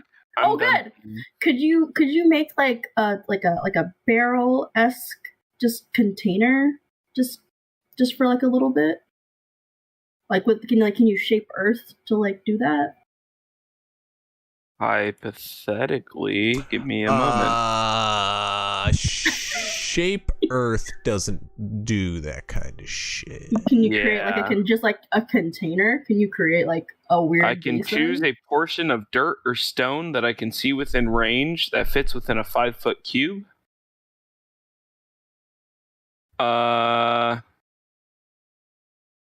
You can like shift it or change its consistency or something, if I remember correctly. It's really not. Yeah. It's You not can't like just that make precise. a weird It's container. not like- just like a weird one, even if it's like strange. Like he could make an indent of like. Yeah. Or yeah, Into the like, ground. Yeah, make like a 5-foot down indent, like that the that'll earth that's collapse in. yeah. Because I what I want to do is I want to just like create Water in it. hella water. Yeah, for all of us Yeah. to just like have in the morning. I mean, Sure, yeah, That way it's gonna that way it's we're gonna be fine dirt throughout the day. flavored, but yeah. I mean, water's It water will right now, be- right? It will be sand flavored, but yes, I can do that's that. okay. Uh, I'll do that so we all can just not have to worry about thirst, at least for right now. You could then go through some sort of filtering process, which anybody with a Yeah. good survival check would know how to do. I can provide that survival check. I can give you guidance. Go for it. Sounding like a bard without much of What are divine powers for, if not just to throw them around a little bit? To help your fellow man creature. 14 plus 3 plus 2. Well, 19. besides Nineteen. boiling away dirt, that you could run it through filtering, which cloth does act. Clean cloths do work for a filtration system. So there are numerous like small devices you could make that work as like a small filter tube, but like also just lining clean cloth and running water through it would get all the sand and dirt out. Usually another thing that is carried through desert travel is some sort of I just hand them the extra set of clothing I had. I also have a set of common clothes. Yeah, I'd assume both of I would assume actually our survivalist would probably have a set of clothes appropriate for this as well, which I want to make sure we're good and that we can all refill our water skins, because I can do up to 30 gallons, you know, apparently. lining that on like the tent rack and then running water through it Not 30, pardon me, 10 gallons. would clean the water, and you guys could definitely all fill your water skins off of that for sure. A simple way is just like covering cloth over your water skin and then dunking it in the water. Very very mild filtration, but filtration nonetheless. Less sand flavored. Still got that homey sand kick Still that seasoned. you love. But yes, you all fill your water skins before setting out in the day again. Is it going to be are you guys mixing up travel at all? Anything special? I'm gonna do the same thing as yesterday. I like I consistency. am also going to do the same thing as yesterday. Okay. Go ahead and make perception checks. Do you want me to do Survival animal check? handling checks? D4 is everywhere. I would actually. I was just going to ask you that. Guidance everywhere. You get guidance. It was that, or I was going to make Avery do it. But you seem eager too, so. 18 survival altogether with guidance and proficiency. Okay, I'm just gonna write down my rolls real quick. Yeah, feel free to type these rolls in. I always do appreciate that. Can you guys hear my sister in the background? I love her. Can you? A little bit. A little bit of slightly. Alex. You guys gotta Okay. let me know that shit. Sorry. It's just a little. I don't have. I have like noise canceling. Yeah, but I mean, It's we have a muffled. We can stream. barely hear her. He's a professional, okay? I'm a professional, guys. He walks off stream. Yeah, as he walks off stream. You guys obviously have never seen it. Like only Yeah. half the time. You're any Let's Player ever. Let's play. Or react in. Are you any chance of the Whitestone, Andy?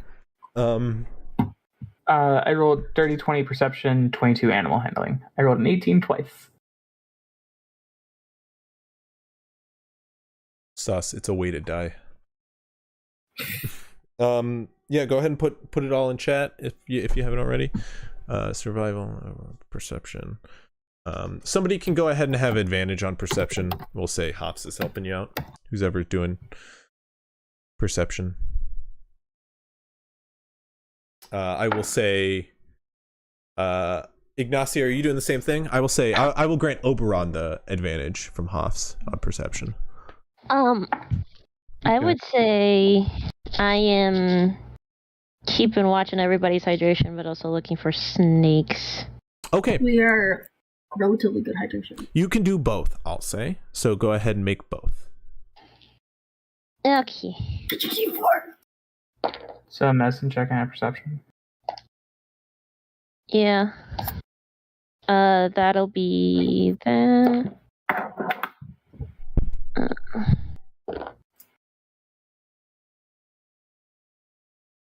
Oh, I got the D4. The D4.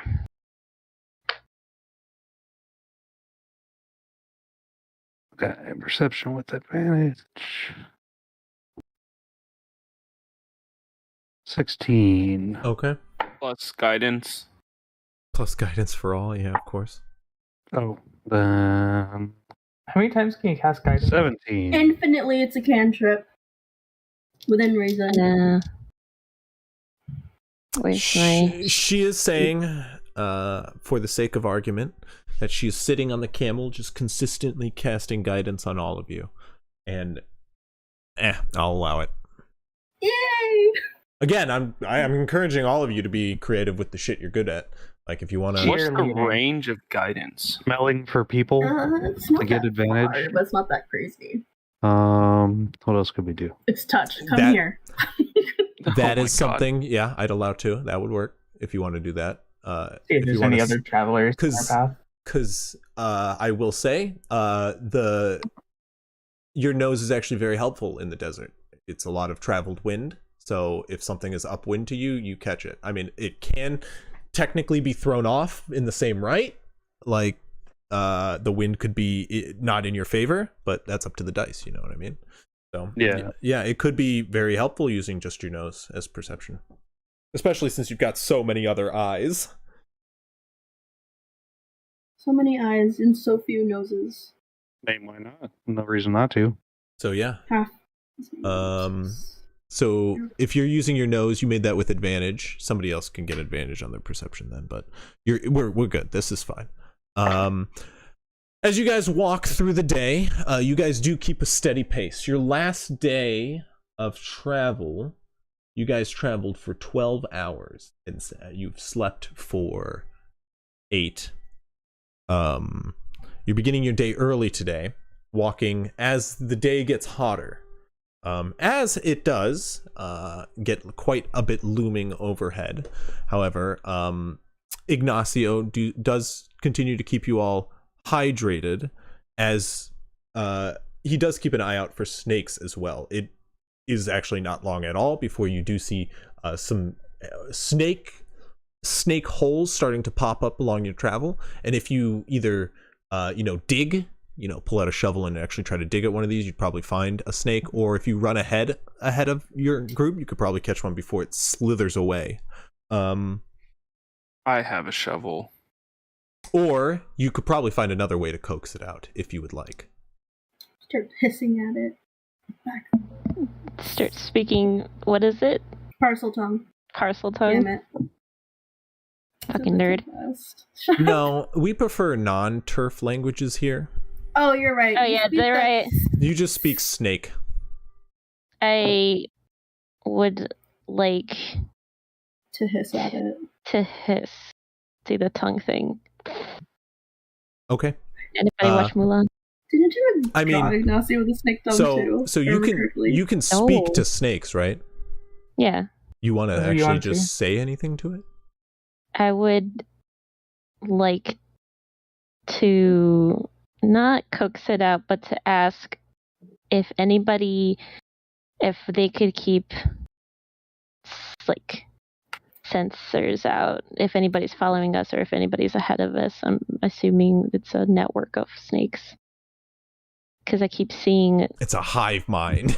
All snakes work off of a hive mind. What's the creature that burrows in the ants? Like ants. And snakes in the desert. Wait, UNTs do have the ability don't to have it. speak to snakes, don't they? I thought they did. Mm-mm. Yeah, they did. Maybe, Pure blood. maybe in your canon.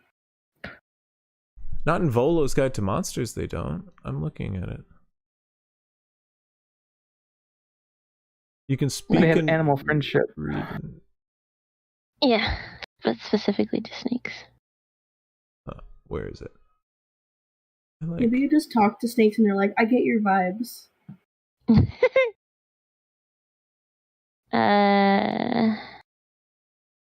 Animal friendship. I Target only thought snake they person. did, but I'm not seeing it here. Why am I not seeing it? It's in. Oh, innate you can. It's in spellcasting. innate spellcasting. You can cast animal friendship. Yeah. And okay, got it. Sorry. Yeah. So you do that. Gotcha. And okay.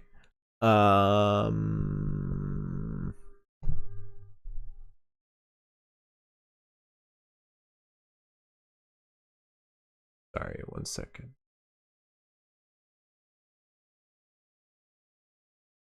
Sorry, this doesn't let you talk to snakes. I'm mistaken. Animal friendship means they do what you say.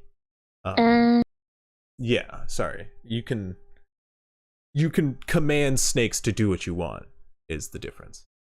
Okay, then I command them to keep a watch out for us in the behind.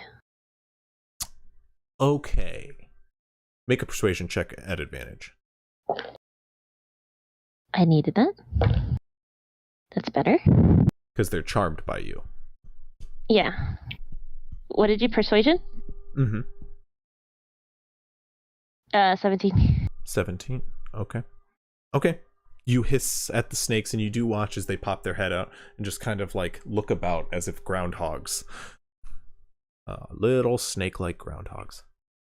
As you guys continue on your way through the flatland. This is like rockier, more packed earth.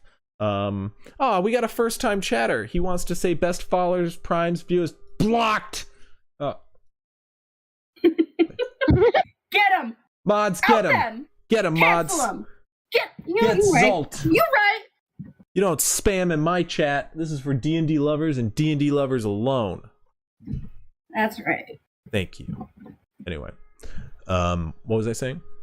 I don't know. Oh yeah, this is more packed sand, and there are a lot more like sandstone rocks which pop up along the way as you proceed. As you head forward along on the path you head, you do start to approach a receding crater which starts to grow larger and larger, a canyon which begins to delve lower in one area. Do you walk on the upper ledges or through the developing canyon? As you do approach it at one end, as like part of the earth begins to recede.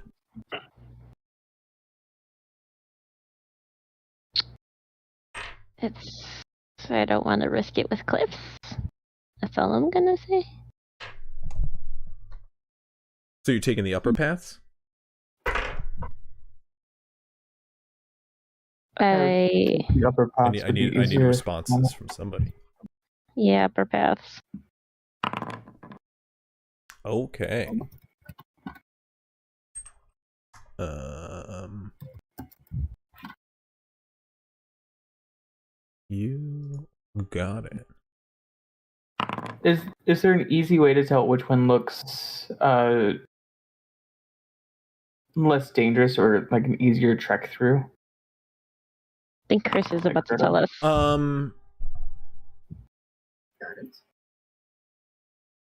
Go ahead and make.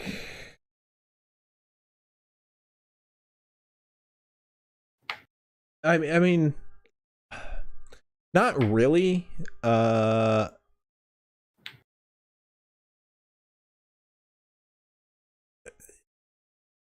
Either could have its benefits. Go ahead and make a survival check, I guess. Yeah.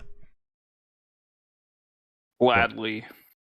No. Specifically, B45. B45. I asked the question. Yeah, he's asking Okay. the question. Never mind. I can help. This is just like to answer a question he has in his mind. What was it? 13 for the 13. survival.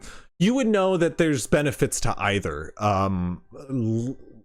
Taking the upper cliffs would mean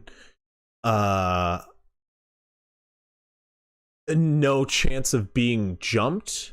Yeah, someone should purge that message. You're a mod, Tim. I mean, whoever triggered Dip 88 in chat is. No, I'm just kidding. I'll get it. Delete it. I'll do it as the response. I don't know how to delete it. I just like lost it. I restricted them. This is a trigger dip is not a mod. Not a mod. What is this? Well, what if I restricted them. What if I mod trigger dip? There, I modded it. Yeah, now you have responsibility. Yeah, now you do it, punk. No, I'm just kidding. Anyway, no. You would know that the benefits to the top is the high ground. It's a great place to, have advantage over those in the low ground. But also there are benefits to the low ground, be it shade, biggest one, and being hidden from anything above ground that's, looking at you. There's cover and shade, which is the rarest thing in the desert. So there's benefits to both. I would let everyone know that going down the low path would be beneficiary, just to make sure that y'all don't get too exhausted too quickly, as well as we would be out of the view of some of the wildlife from overhead.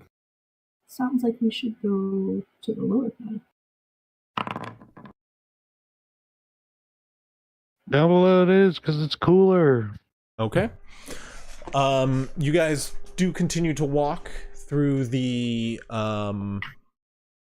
this time through the beginning canyon as you take the low path throughout the rising sandstone cliffs on either side.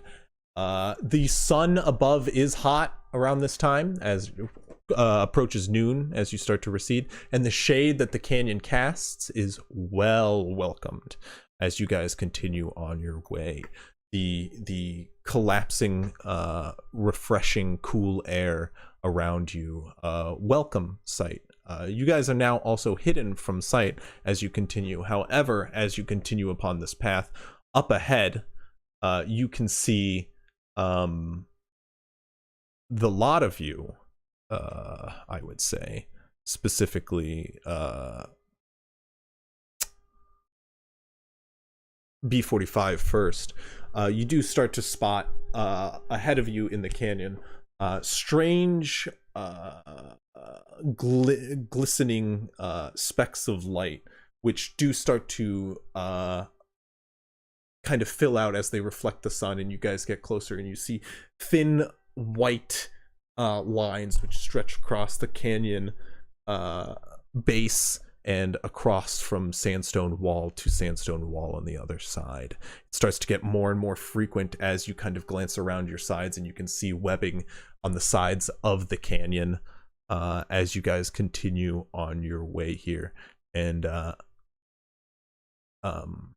you do now start to pick up, as you get deeper into this canyon, the sense of decay. Not anything too gross. It is very like natural smell.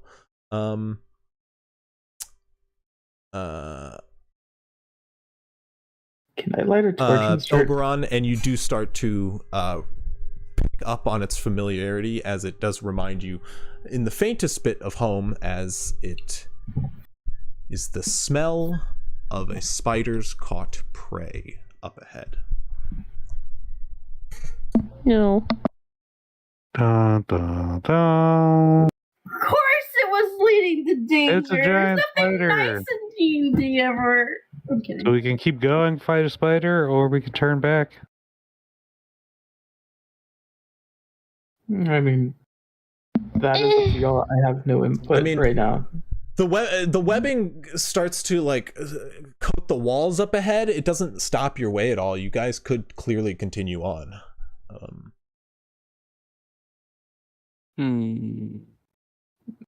You said fresh caught prey? I guess I don't yet. Yeah, no, Oberon smells some fairly fresh. We're gonna hand a torch to everybody and then keep going.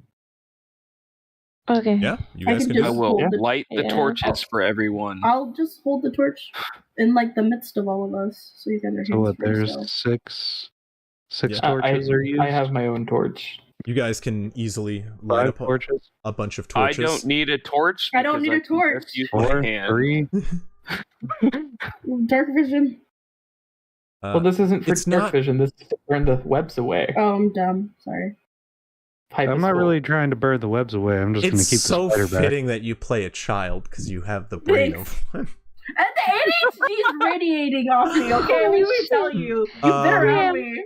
No, It's just the perfect. It's the perfect character. It's sad you because all- this child's very perceptive. It's just I'm not. You all take up torches, and as they hand them to Fume to light up with his scorching palm, each one is set ablaze as it's handed back to Oberon.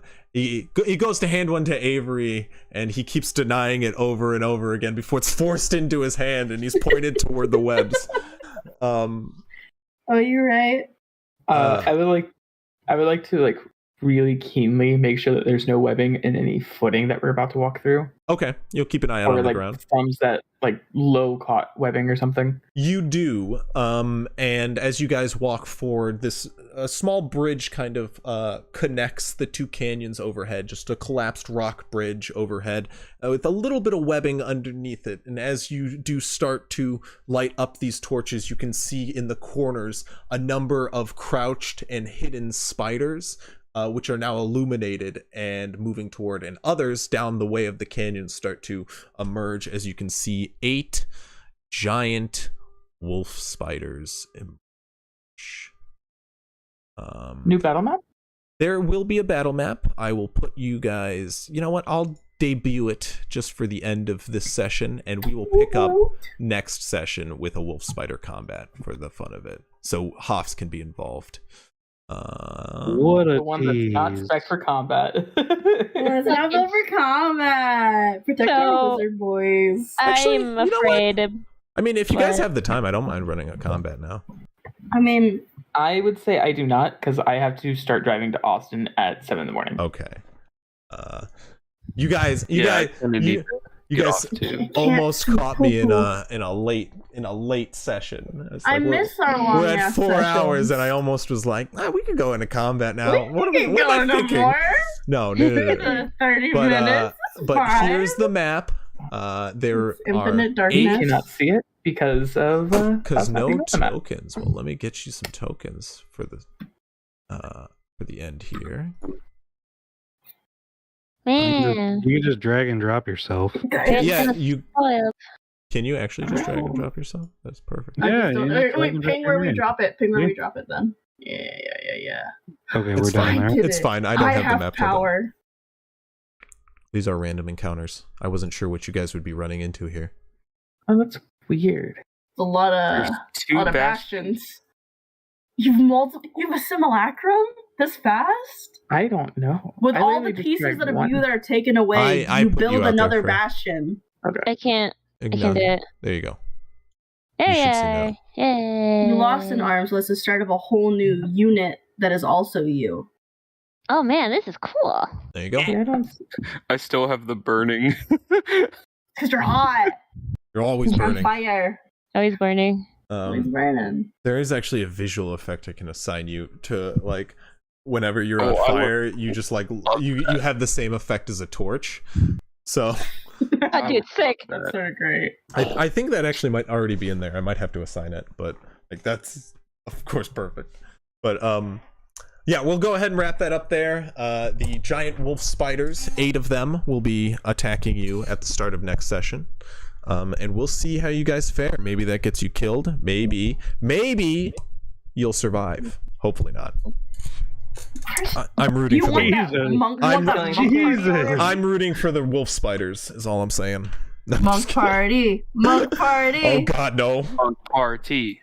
Monk You'll party. never stop us from having our attack action because it's Look, gonna be. you guys. I hit.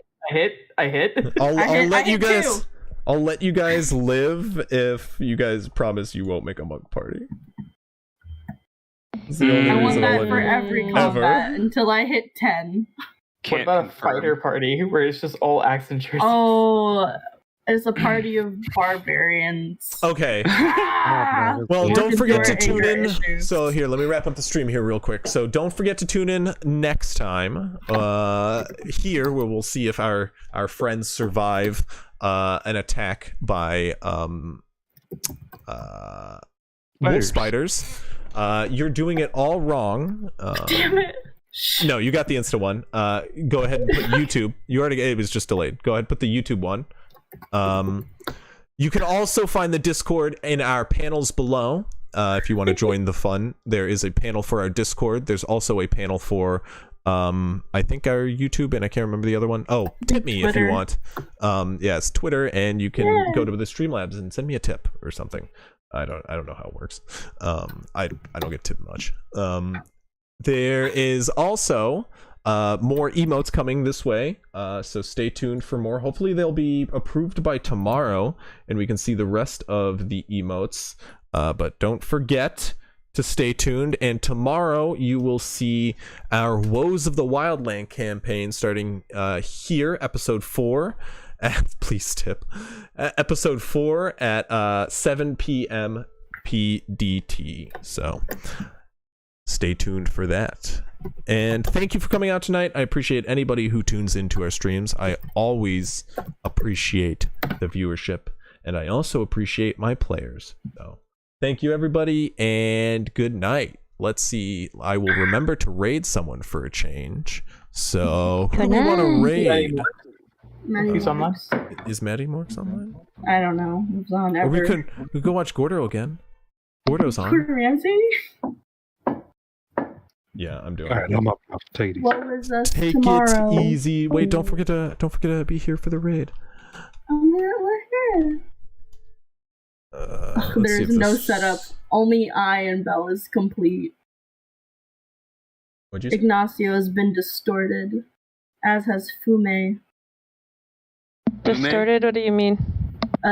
It's because your Discord icons split up on stream. Because there's only 4 of us now. 5 of us now. Oh yeah. I phase out of reality. I know. You just have a heat haze. That's all. Just your toes out. That part of your My icon is single visible. toe. Your toes. That's how they get you, man. Toes out, you know what I'm saying? Sun's out, toes out. Oh yeah. I hate that. You see suns out, toes out? What? I hate it. I hate Sun's it. out, guns out. Same thing. No, it's not. I don't want to Nope. see your toes. My toes are out. I want to see my Deal with toes. it. No, don't. You show your toes all the time. It's nasty. My toes are painted lovely. Mm. Chris, also check your DMs. I saw a thing your girlfriend would like, but don't tell her you're getting it and surprise her. Bailey? Hyperventilation. I don't know what that is. I'm just kidding. Bailey's fine. And then you turn into Penny and you piss your chair. I felt so bad when she peed. Okay, what is it of? A plushie of... It's a boba plushie. Oh, it's a boba. Gotcha. And there's early bird right now, so if you get it, it's slightly cheaper than market price, even more. Okay, real Maggie- quick. I am so over you two. Yeah, me and Soggy were harassing Belle ever since Matmud engaged with B45. Oh yeah, we ship it now. So Since the first sentence throughout the Hold on. entire single, like Okay. everything that all it took B45 was was talking one with. sentence. We were like,